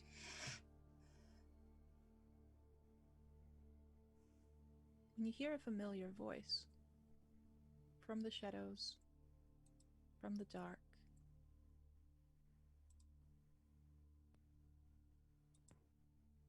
Heather.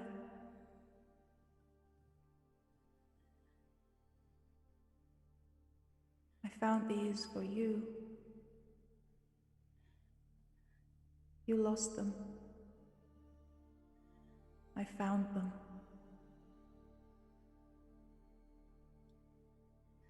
Mama? Is that you, Mama? Of course. I won't leave you.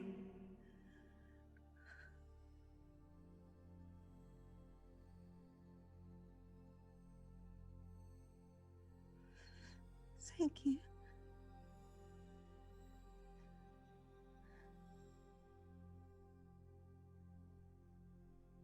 I will be with you. Always.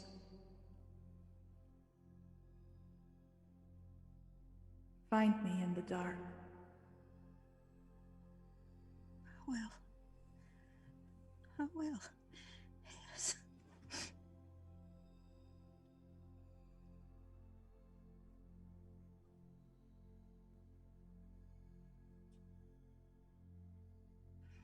Greybeard, the generator is doing well, but the fires are burning low.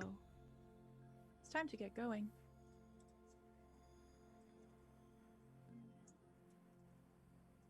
And no one else is anywhere to be seen currently, right? You can see Amethyst beginning to come out of the hut. She's still at the doorway though, and like drying her eyes.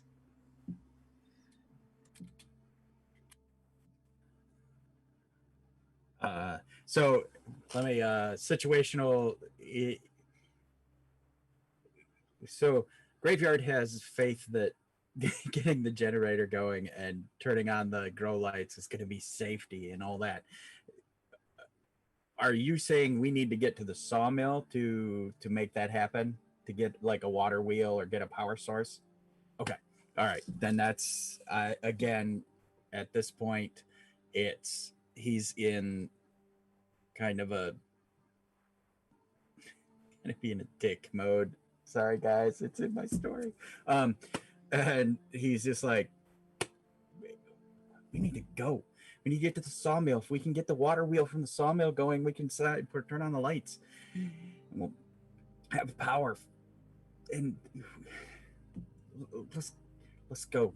Let's just grab what we can burn and go.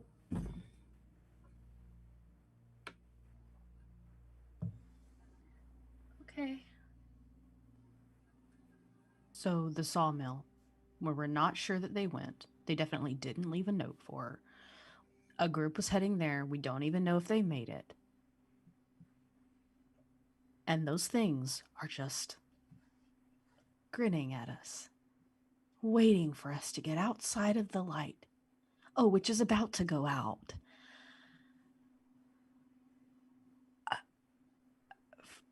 Why? What's the point?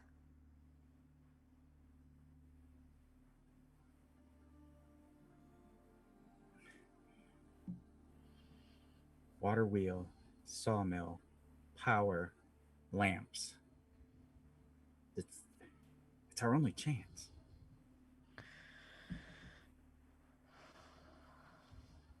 I want to believe that that's the right way to go and the right thing to do.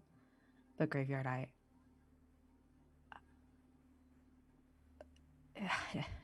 it just seems like we're hoping the sun's gonna come back out. It's not. Even if it works, something's gonna break. Something's gonna happen. What's the point?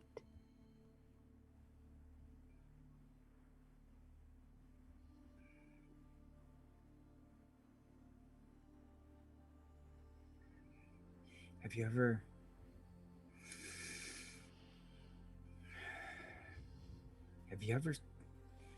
seen what they do? What happens when they get someone?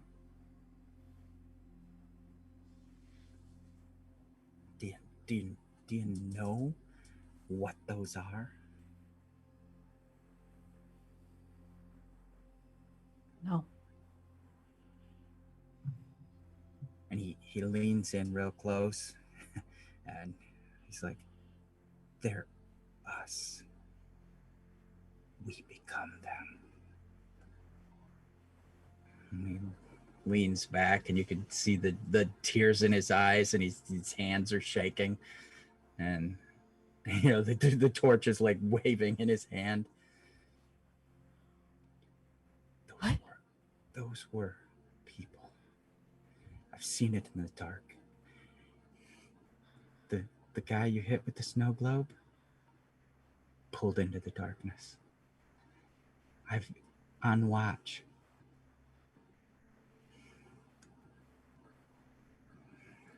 I've seen people sneak off into the dark, and I've seen them become them.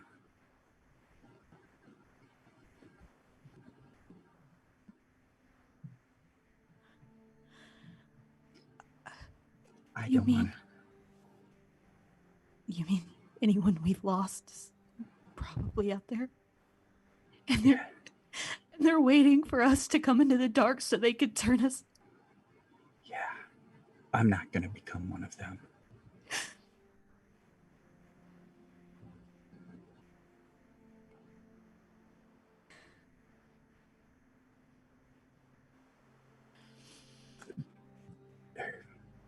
I gotta keep going. I gotta keep that one hope.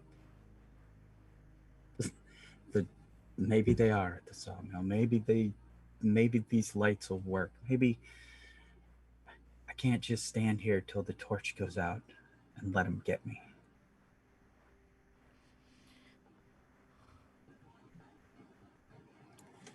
I'm gonna come with. Yeah.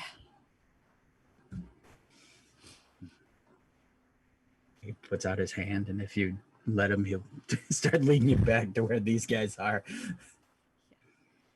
We are going to end the scene here because Heather's roll was unsuccessful, and I kind of just forgot about that. But I also didn't want to interrupt this absolute killer scene you two had. Beautiful moment. So we do lose one more candle. 2d6 left in your pool. And we are establishing another round of truths. How do we go on from here? How do you get to the sawmill? If you get to the sawmill, how are we doing this? Graveyard.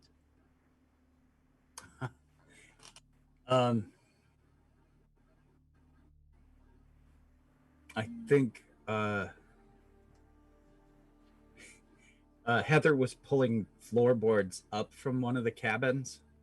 I think that the cabin closest to the sawmill, we just start on fire.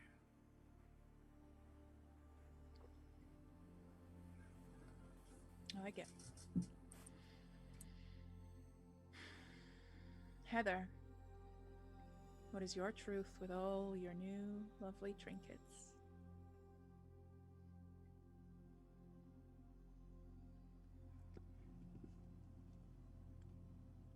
I'm just sitting on the front porch steps of a cabin, just looking at them, remembering when life was good and simple.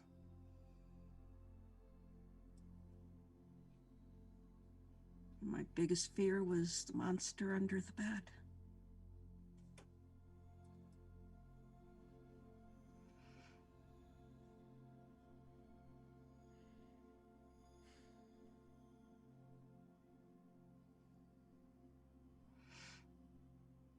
Amethyst. You're almost all cried out. And you can tell that you're not the only one at the brink of, well, losing your sanity, really. What is your truth for this world?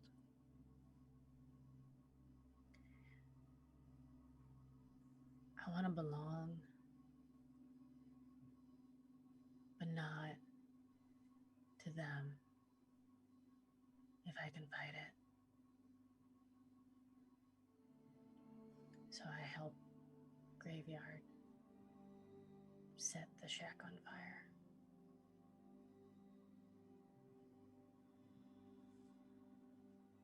And Annie?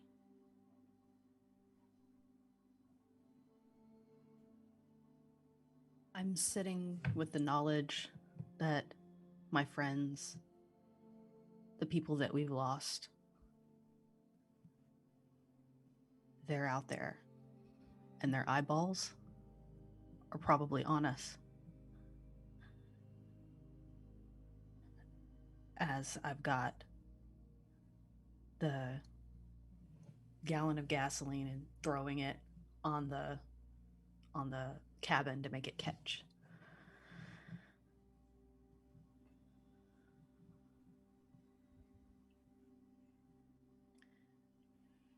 You set it on fire, and with the amount of gasoline, it goes up in flames with a fireball that might actually be seen from the sawmill. It is not directly in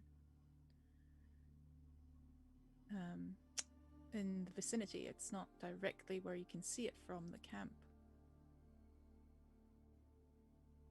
But it's one last stand, almost. That shack. Only one way to go, and that is the sawmill. And as you head to the edge of the camp, where the fires are flickering and burning low, the creatures create a corridor. Mockingly, maybe.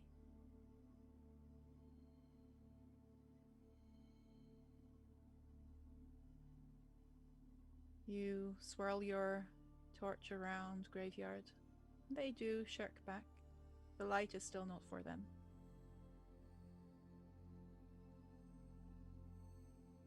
But you walk towards that sawmill. And it's almost like they are happy for you to.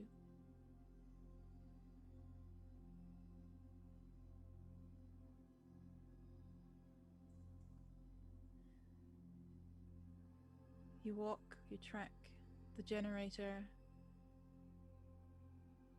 on your back, and as you head close to the sawmill, turn around, the corridor closes up behind you.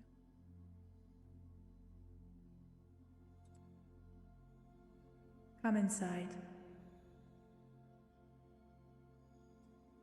You hear a voice echoing in your minds. The mill, dark and abandoned, except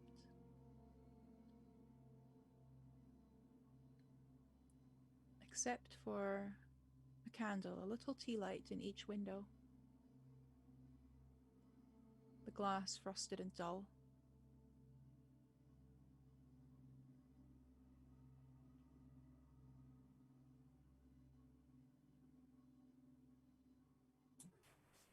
Did you all just fucking hear that? Yeah. What the fuck? They talk now? Have they always been able to talk? I mean, that was in our heads, right? It wasn't like a creepy sound and like.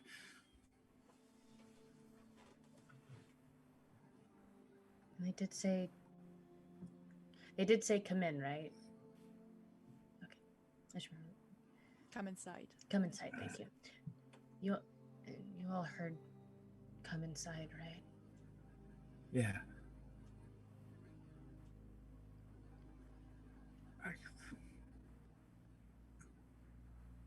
These things made that corridor to lead us here. They want us here. And whatever's inside, whatever's talking to us, it's in cahoots with them.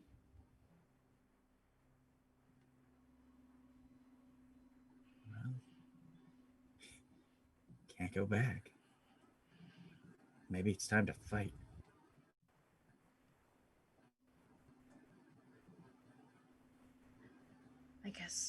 I guess we'll see when we get in there. And Amethyst grabs hold of Heather's hand and holds onto it like a lifeline. Graveyard will open the door. Why are you afraid? That's my mama.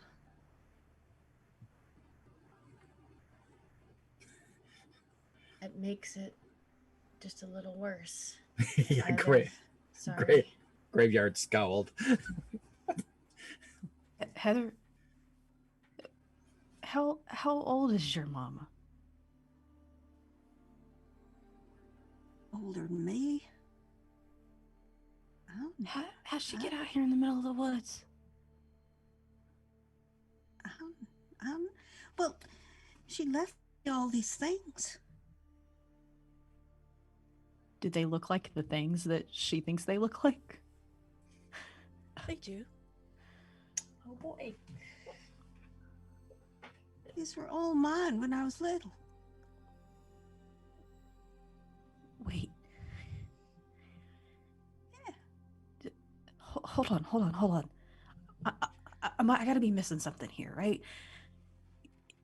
Your mom, who, I mean, she can't. How did an older woman get out here in the middle of the woods? That doesn't make any sense. She left you things. Does any of this make sense? The sun going out, creatures in the woods. But does it make more sense that whatever's in there is trying to trick you? My mama wouldn't trick me. Someone who's pretending to be your mama would. No one would pretend to be her. She'd whoop their behinds. That's saying Heather. that she had a choice. Sorry. I haven't seen you in so long. Why won't you come to me? My friends think you're gonna hurt them.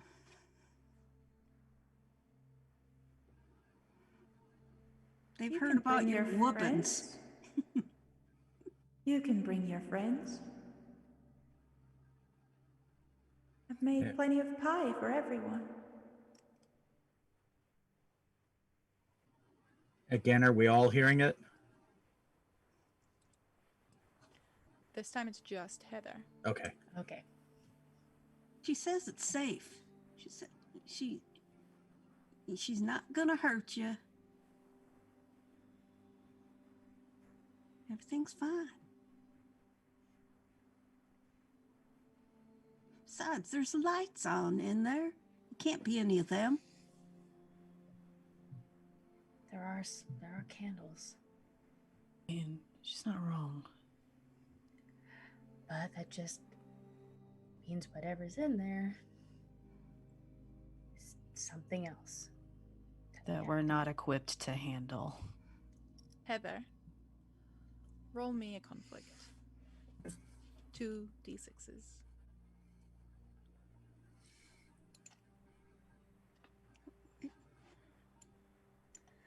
No successes.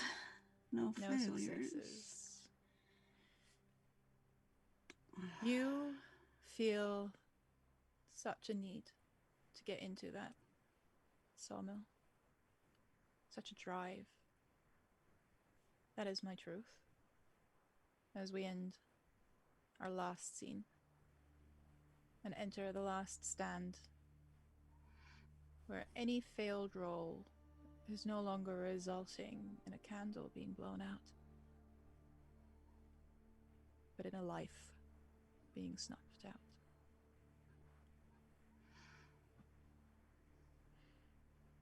We have one more quick round of truths, and what is yours, Heather?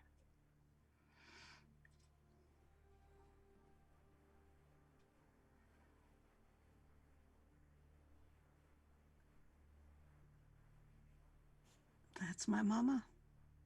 I'm going in.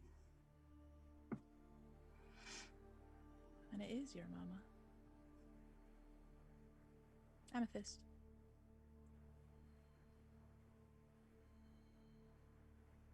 Amethyst is not prepared to deal with whatever is inside the sawmill, but she's tied her boat to Heather as a lifeline. So whether she sinks or floats, Amethyst has stopped paddling at this point.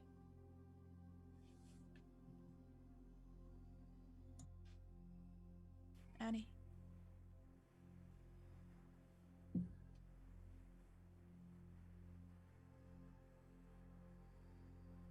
the line of things is pressing them forward.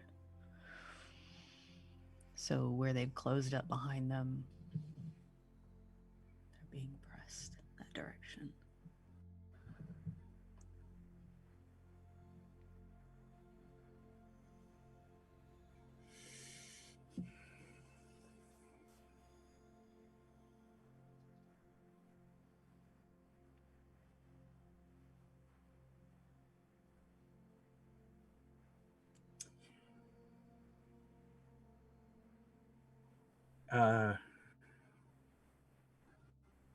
Graveyard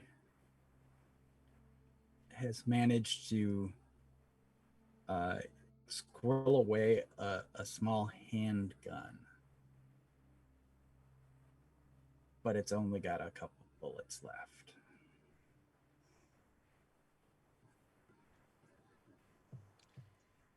Heather walks into the sawmill. There is dust in the air. The smell of freshly cut wood still lingers. Love that smell. And as you enter, the tea lights in the windows, they flicker.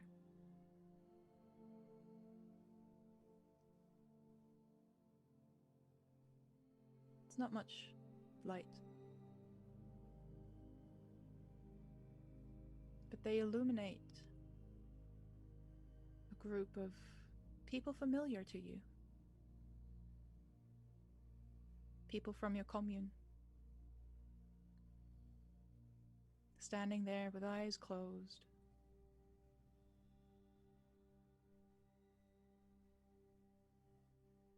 Silent. As silent as, well, they are. There's one of the younger ones, the student. He was always very quiet, especially at the beginnings. Grown to like him. He's clever. He's a big help in the garden, just like Amethyst. He stands there, his hands almost warming them at the tea light, his eyes closed.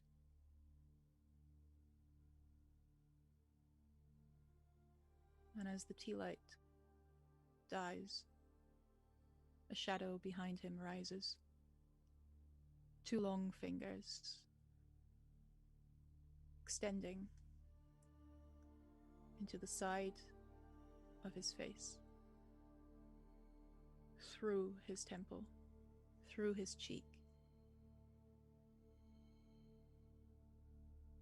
And the shadow overtakes him.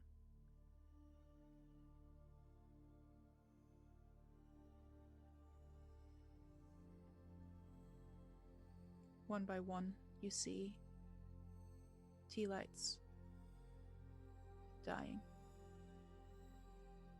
And a few of your companions left.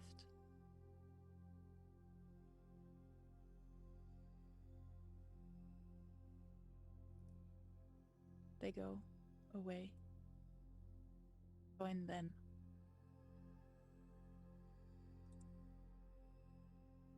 Join me, Heather. You hear your mother's voice from a dark corner. Why can't I see you?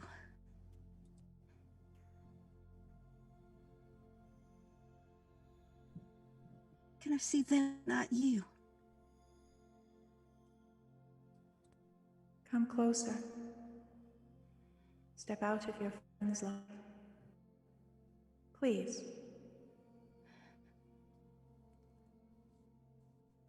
And I want you to roll your 1d6.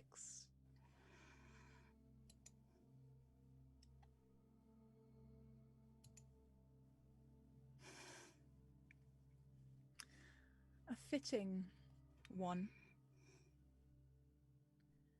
So please, Heather, tell me how you leave this world and join them.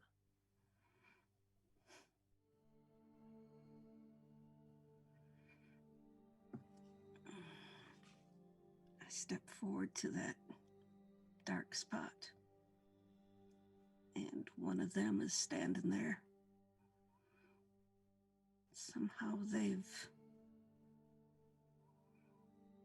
disguised themselves as the face of my mother. I walk right into their arms.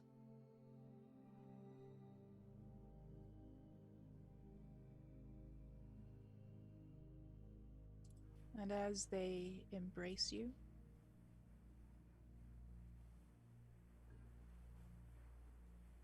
you're not sure if they really disguise themselves. And you find yourself not actually caring anymore about anything.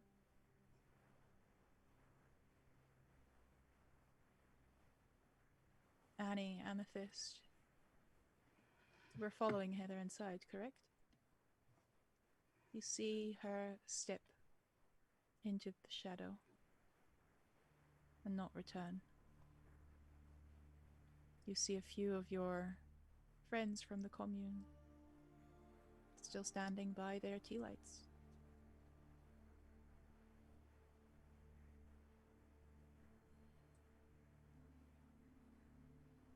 They're not even fighting. They took Heather and she didn't even fight. She just slipped right out of my hand.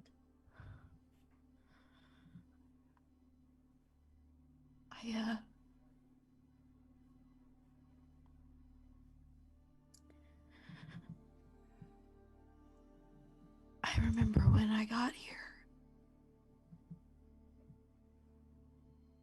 Heather gave me a blanket because I didn't even bring a blanket. And I just had the clothes on my back, and she let me sleep on the floor right next to her. She made me a little pallet like your friend's mom used to do. And I don't want to go, Amethyst. I don't want to go, and I don't know why she just went. She left me. I didn't leave you.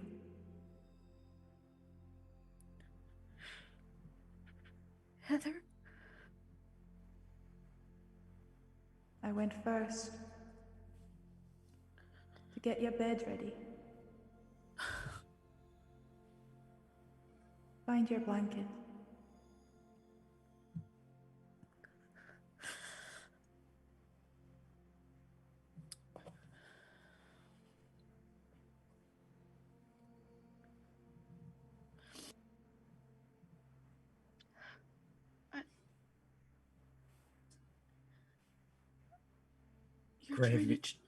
Graveyard walks in backwards from the door, waving the torch, and closes the door.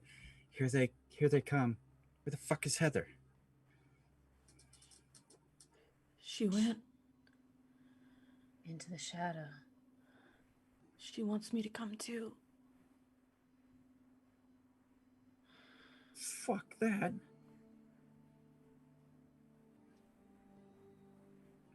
Graveyard, they're not even fighting. Amethyst points to the rest of the commune by their tea candles.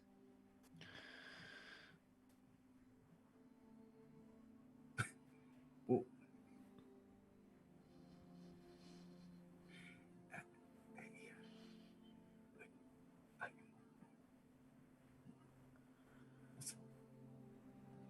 burn the place down with us in it. Fuck them.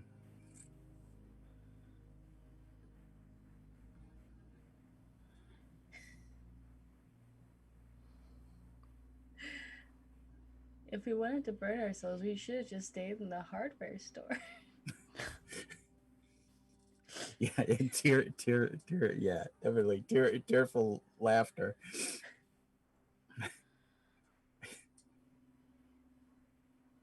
Yeah, but I guess we would have smelled like cinnamon.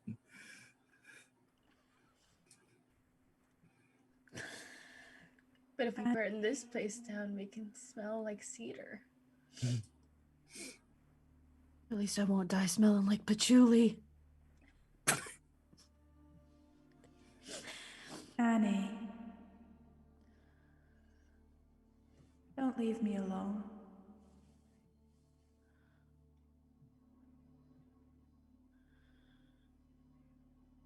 Do you guys ever notice how they're smiling?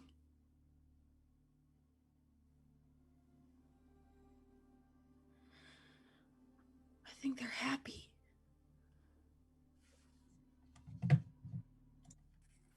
And I think they just want to make us happy. By taking away the light? By taking us into shadows?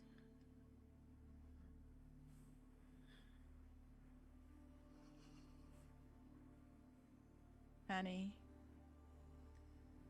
please roll me 1d6.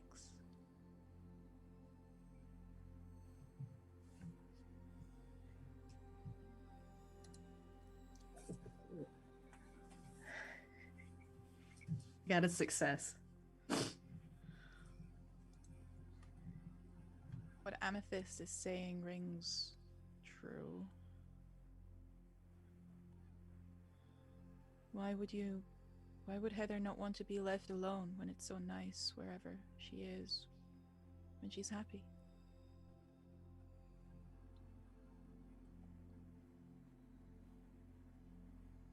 Yeah, you're right.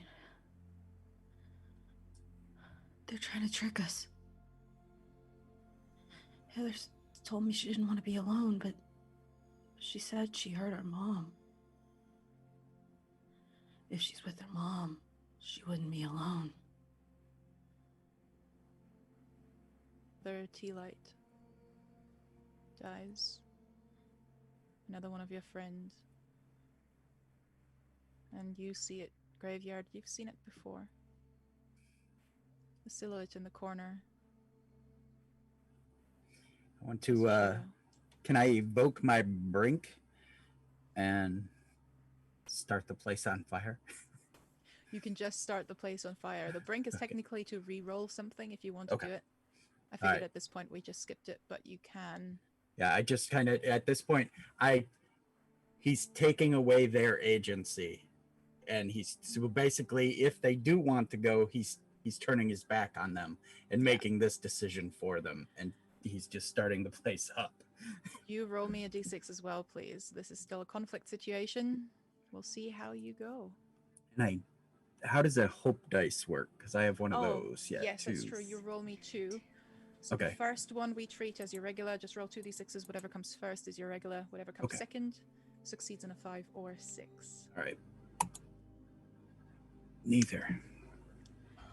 Neither of them. You start putting the place on fire. But the torch you have, everything you light on fire, it just seems to be going out after a few seconds.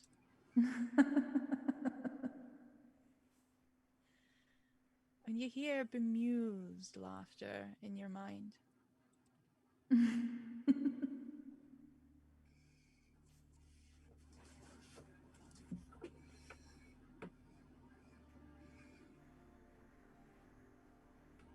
How does Graveyard die?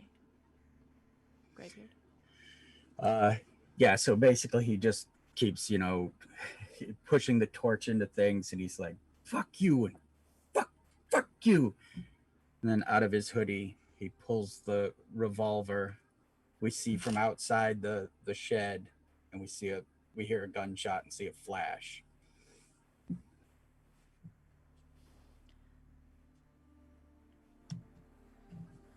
Amethyst, and Annie.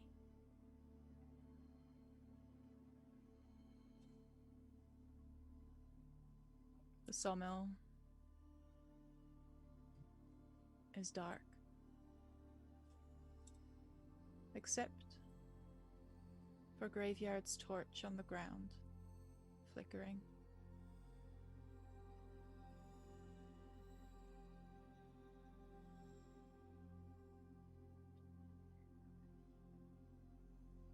I meant what I said about wanting to belong. I don't want to belong to this.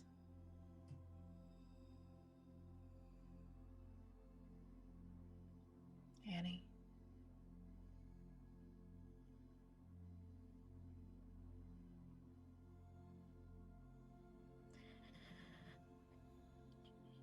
You belonged, Amethyst.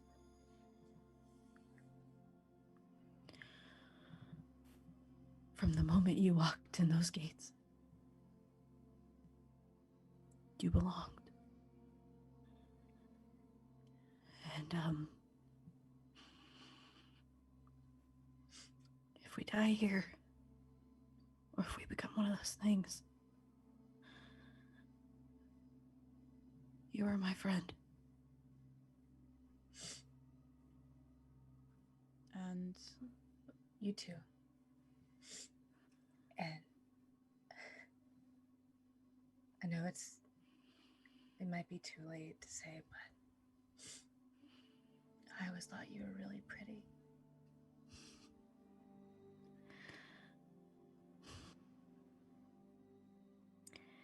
Amethyst, I don't know if you've ever seen it, but you are too. And you shine. Not quite bright enough to drive these things away. That's and okay. with a smile and an embrace,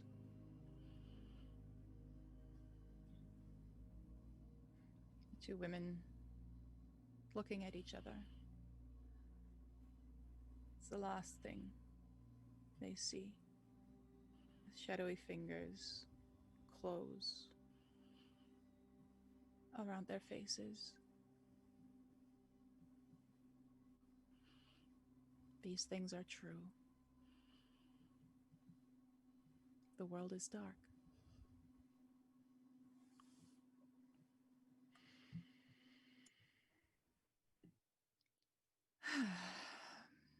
And the last candle goes out.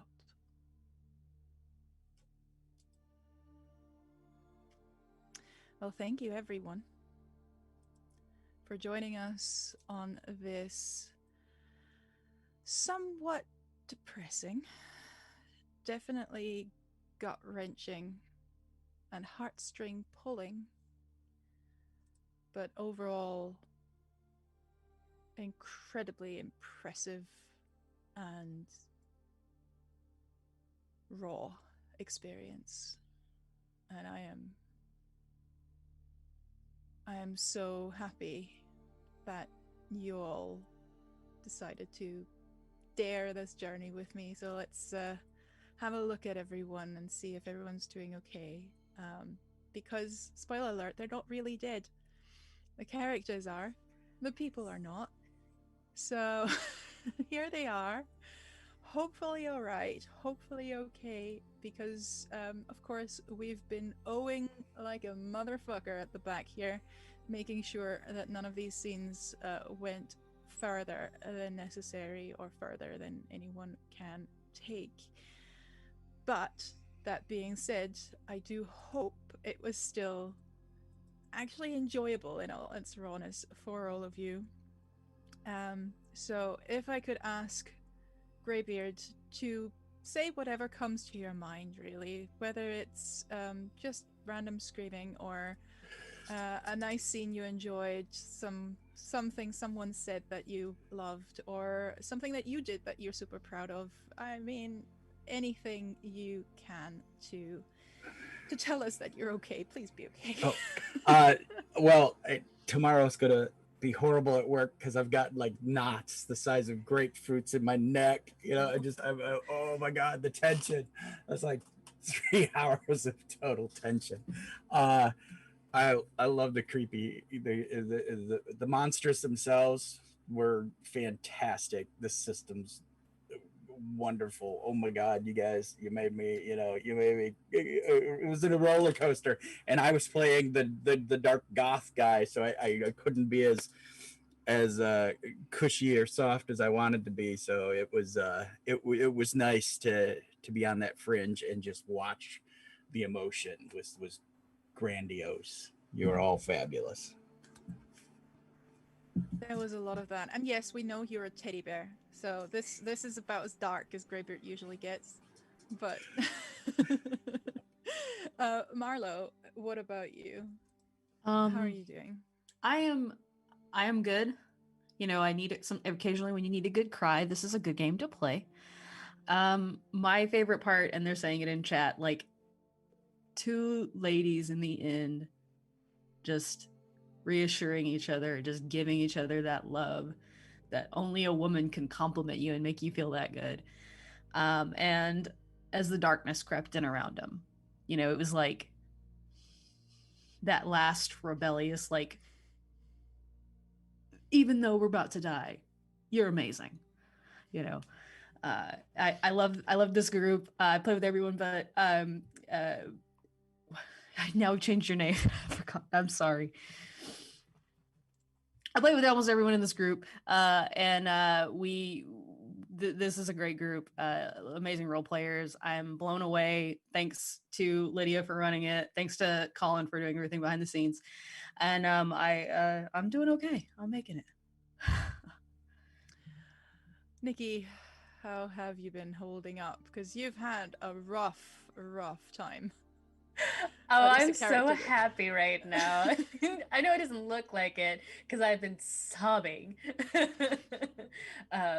from all the emotions, but I'm very happy. This was a good night, a good the both the tension and the fear and the the the strange bonding between the group was phenomenal and raw and pure, and it's why I do any of the tabletop RPGs. It's just like you can't get this anywhere else.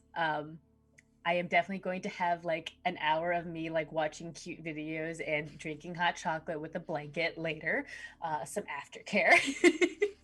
But this was beautiful, and I think the moment that it really like finally like hit me was the actual first moment you see me cry, where I saw the things like crawling into the house, and that was like both for Amethyst and for myself of like we've now hit the point where like, oh shit, um this is really really real, and you are like ever more closer to just it all ending, and it was great. And the dice rolls hated me, which was also hilarious in a bad way, in a fun way. It's fun. It's good. And I love all of you guys. And again, Leah, thank you so much for reaching out to me to do this. Like, I mean, I've wanted to play with you ever since that bisexual one shot didn't work out because of schedule issues for me. So I'm super happy with Zweihander, obviously, but then yes. nabbing you up for the one shot Sundays here. Hey. Yay! All my favorite people, and finally also getting to play with Cadence, who I've so admired in Cult. So how are you doing? And I hope that got you a little bit more horror fix ever since Cult has stopped. That people who don't play in these games don't understand why we would want to be so terrified like this and have our emotions just, they don't know how cathartic it is, especially this year, just being able to embody somebody else and deal with things that aren't real is so much better than dealing with the reality. I mean, if this were the reality game, we would just be sitting here for 5 hours Yeah, doing nothing but trying to bake bread and start knitting or something. Gosh. But yeah, and the fact that what brought Heather to the darkness was her mother. Yeah, that it actually hit very close to home, because I'll admit I did lose my mother like 17 years ago, but so yeah, but yeah, that's it's it's okay. It worked beautifully, and so I could just commiserate with her and know how that feels to miss someone so much. So, and again, catharsis, dealing with old emotions and in a healthier way than eating all the chocolate in the house. preach. And for everyone watching, thank you so much for sticking with us till the bitter end, and it was bittersweet at least. Please do have a look at that game, Tin Candles by Stephen Dewey. It is so worth the money. It is such a good game, especially I want to play it in person at some point when you actually blow the candles as you go. It must add such a special thing. There were a couple of things we couldn't do due to the stream thing. Like, for example, there's a recording you're supposed to do at the beginning of your character just starting at the beginning of the apocalypse, and then when everyone's dead, play those recordings. And that, of course, would have been good fun as well, but that gives you that extra little something that you can still do when you next play it at home. And yeah, that is something that's gonna be good at some point. I want to say thank you to, again, you guys in chat for shivering and shaking with us. For the players, of course, same thing. And I want to say thanks to Colin as well for giving us this platform and for blowing out the candles behind the scenes and keeping us on track. Colin, if you want to pop... Yeah. Can I hop in here a second? The disembodied voice in the sky, because one should not be crying this much at their computer when they're not playing in the game, and yet here I am. Good lord, people. Well, thank you to everybody watching, and thank you to the best fucking cast of role players for this game that came together. Thank you, Lydia, for running it, and thank you for helping find some of these people. Nikki, I haven't worked with you before, but you were absolutely fantastic, and I'm so incredibly glad that Lydia got you for this game. And Cadence, I love you, and you were absolutely fantastic as always. Graybeard, you're a ray of sunshine in my life, and I'm so glad to be playing with you again. And Marlo, ain't nobody can cry on stream like Marlo Bogwitch, ladies and gentlemen. Just, so good. Fantastic. I'm gonna go away now and dry my eyes and leave the final bit of this to Lydia, but thank you all so much for everyone that stuck around for this beautiful, painful game. And now I'm jealous that I didn't play in it, so I may have to do this one again sometime. But I so knew that was going to happen. I so knew that. Of course. Yeah, well. All right, bye, everybody. Okay. I will say one thing. I know we have a bit of a reputation here, Colin and I. Actually, a lot of people here in this group as well. Yeah, I'm atting you. That it's always the feels, and it's always the super sad and dramatic, and yeah, horror games as well.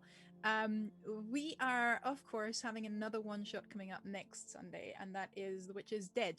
Again, death, yes, but it's not about the dead witch. It's about her familiars, trying to find a way to get her back to life. They just need the eyes of the person who killed her, and that should be fun, right? It is fun. I've played it before with Colin, and that is going to be brilliant and hilarious and silly. I hope fingers crossed. But we have a beautiful lineup for the next few weeks and for January as well. And if anyone else wants to join, then do hit us up at some point. We're all in the Encounter Roleplay Discord as well, which you, of course, can also peruse and where you can find us.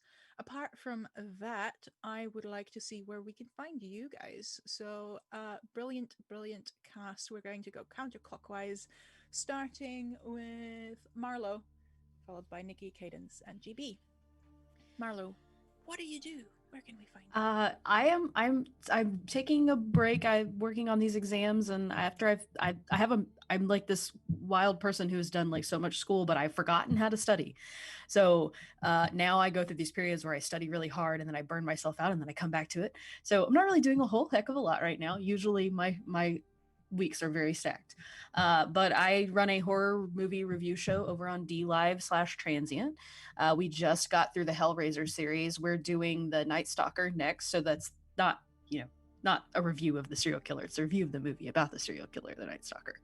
And then I think we're going to do Black Christmas after that. And then we're going to move on to another full series. So I'm hosting that one over there. Also, same channel. I am in a Cult Divinity Lost game. Right now, we're in a Supermax prison, Running Man style, fighting through this prison. It's sort of a reality TV show. It's quirky, but we're also killing a lot of people.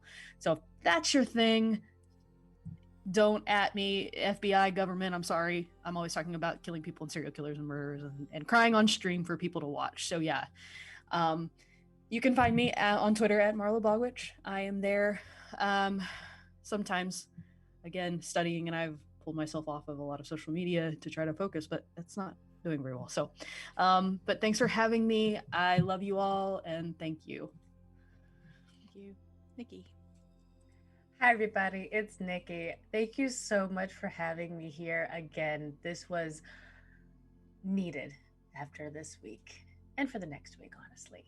But speaking of the things that I do during the week, I will be here, not here, but on Counter Roleplay playing Flames of Freedom as Felicity Cross. We're in some hot water right now, so it'll be exciting to see how we get out of that. And then Thursday, you can find me on Final Show Films. I play a little goblin rogue. I don't actually remember what's happening with our group right now. We just had a session last Thursday, but my brain can't do the things, but you should check that out because he's adorable and sweet and a good boy. You can also check me out on my Twitch channel, Slady's ATL. I was in the chat earlier talking. We run a Sailor Moon inspired campaign, Hunt for the Heart Shards, and we do that every Friday at 8 p.m. I think we have this episode and I believe 2 more before we go on break for the holiday.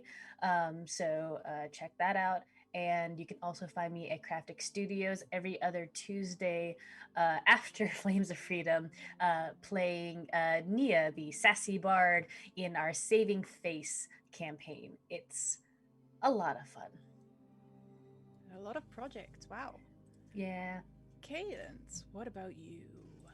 How are you? I want to thank you too, Lydia, for running this and for these wonderful people that I got to meet for the first time tonight and play with, and I hope to work with again someday. I am Tuesday evenings. I'm playing in a Vampire the Masquerade game on Party Wipe Games. I think it starts at 7 Central, 6 Central. Yeah. Just keep track of the Twitters and you'll find out there. And then Friday afternoons, I'm in Defiant, which is on Encounter Roleplay. And 2 vastly different characters than good old Heather. Wonderful. And Greybeard, what about you? So check my Twitter. My schedule's there. It's posted, it's pinned. What I'll spend my time saying is you guys were amazing, and everyone out there should probably take care because the next few months are going to be rough. Wear your mask, be safe, wash your hands, social distance. That's it for me, GB. Yeah. And I'm Lydia Half-Arsed Hermit on socials, where you can also find my schedule. Not that it is too busy at the moment. We are on for Monday, Song of the Deep, for a penultimate episode of a D&D 5e, a game that is also very feels heavy, which Colin is on as well. That is 8 p.m. EST. Tuesday, of course, with the lovely Nikki for Zweihänder Flames of Freedom, where we are witch buddies. That is at 5 p.m., I believe, EST. And on Friday, you can find me right here again with a man who has taken the establishing truth mechanics and has made a lot more with it, even that is Jonathan Fry. So we have our GM post-mortem, where we just chat with a GM we know and love and respect and want to know more of every other week. And in this case, it's Don, who is bloody amazing. And if you ever get a chance to play with him, I would heavily recommend that, not just so you at the tone, but just because he's bloody good. And if you want to find out a bit more about the games he plays and generally heavy feels game, that's going to be our main topic. Just, you know, finding the humanity and, well, everything that entails in a game, then be right back here on Friday, 8 p.m. EST. Other than that, I'm saying thank you once more to all of you guys. I love this game so much, and thank you to the channel chat and of course to the channel overlord, who is totally not a cult leader himself. So Colin, take us off the air, and good night everyone.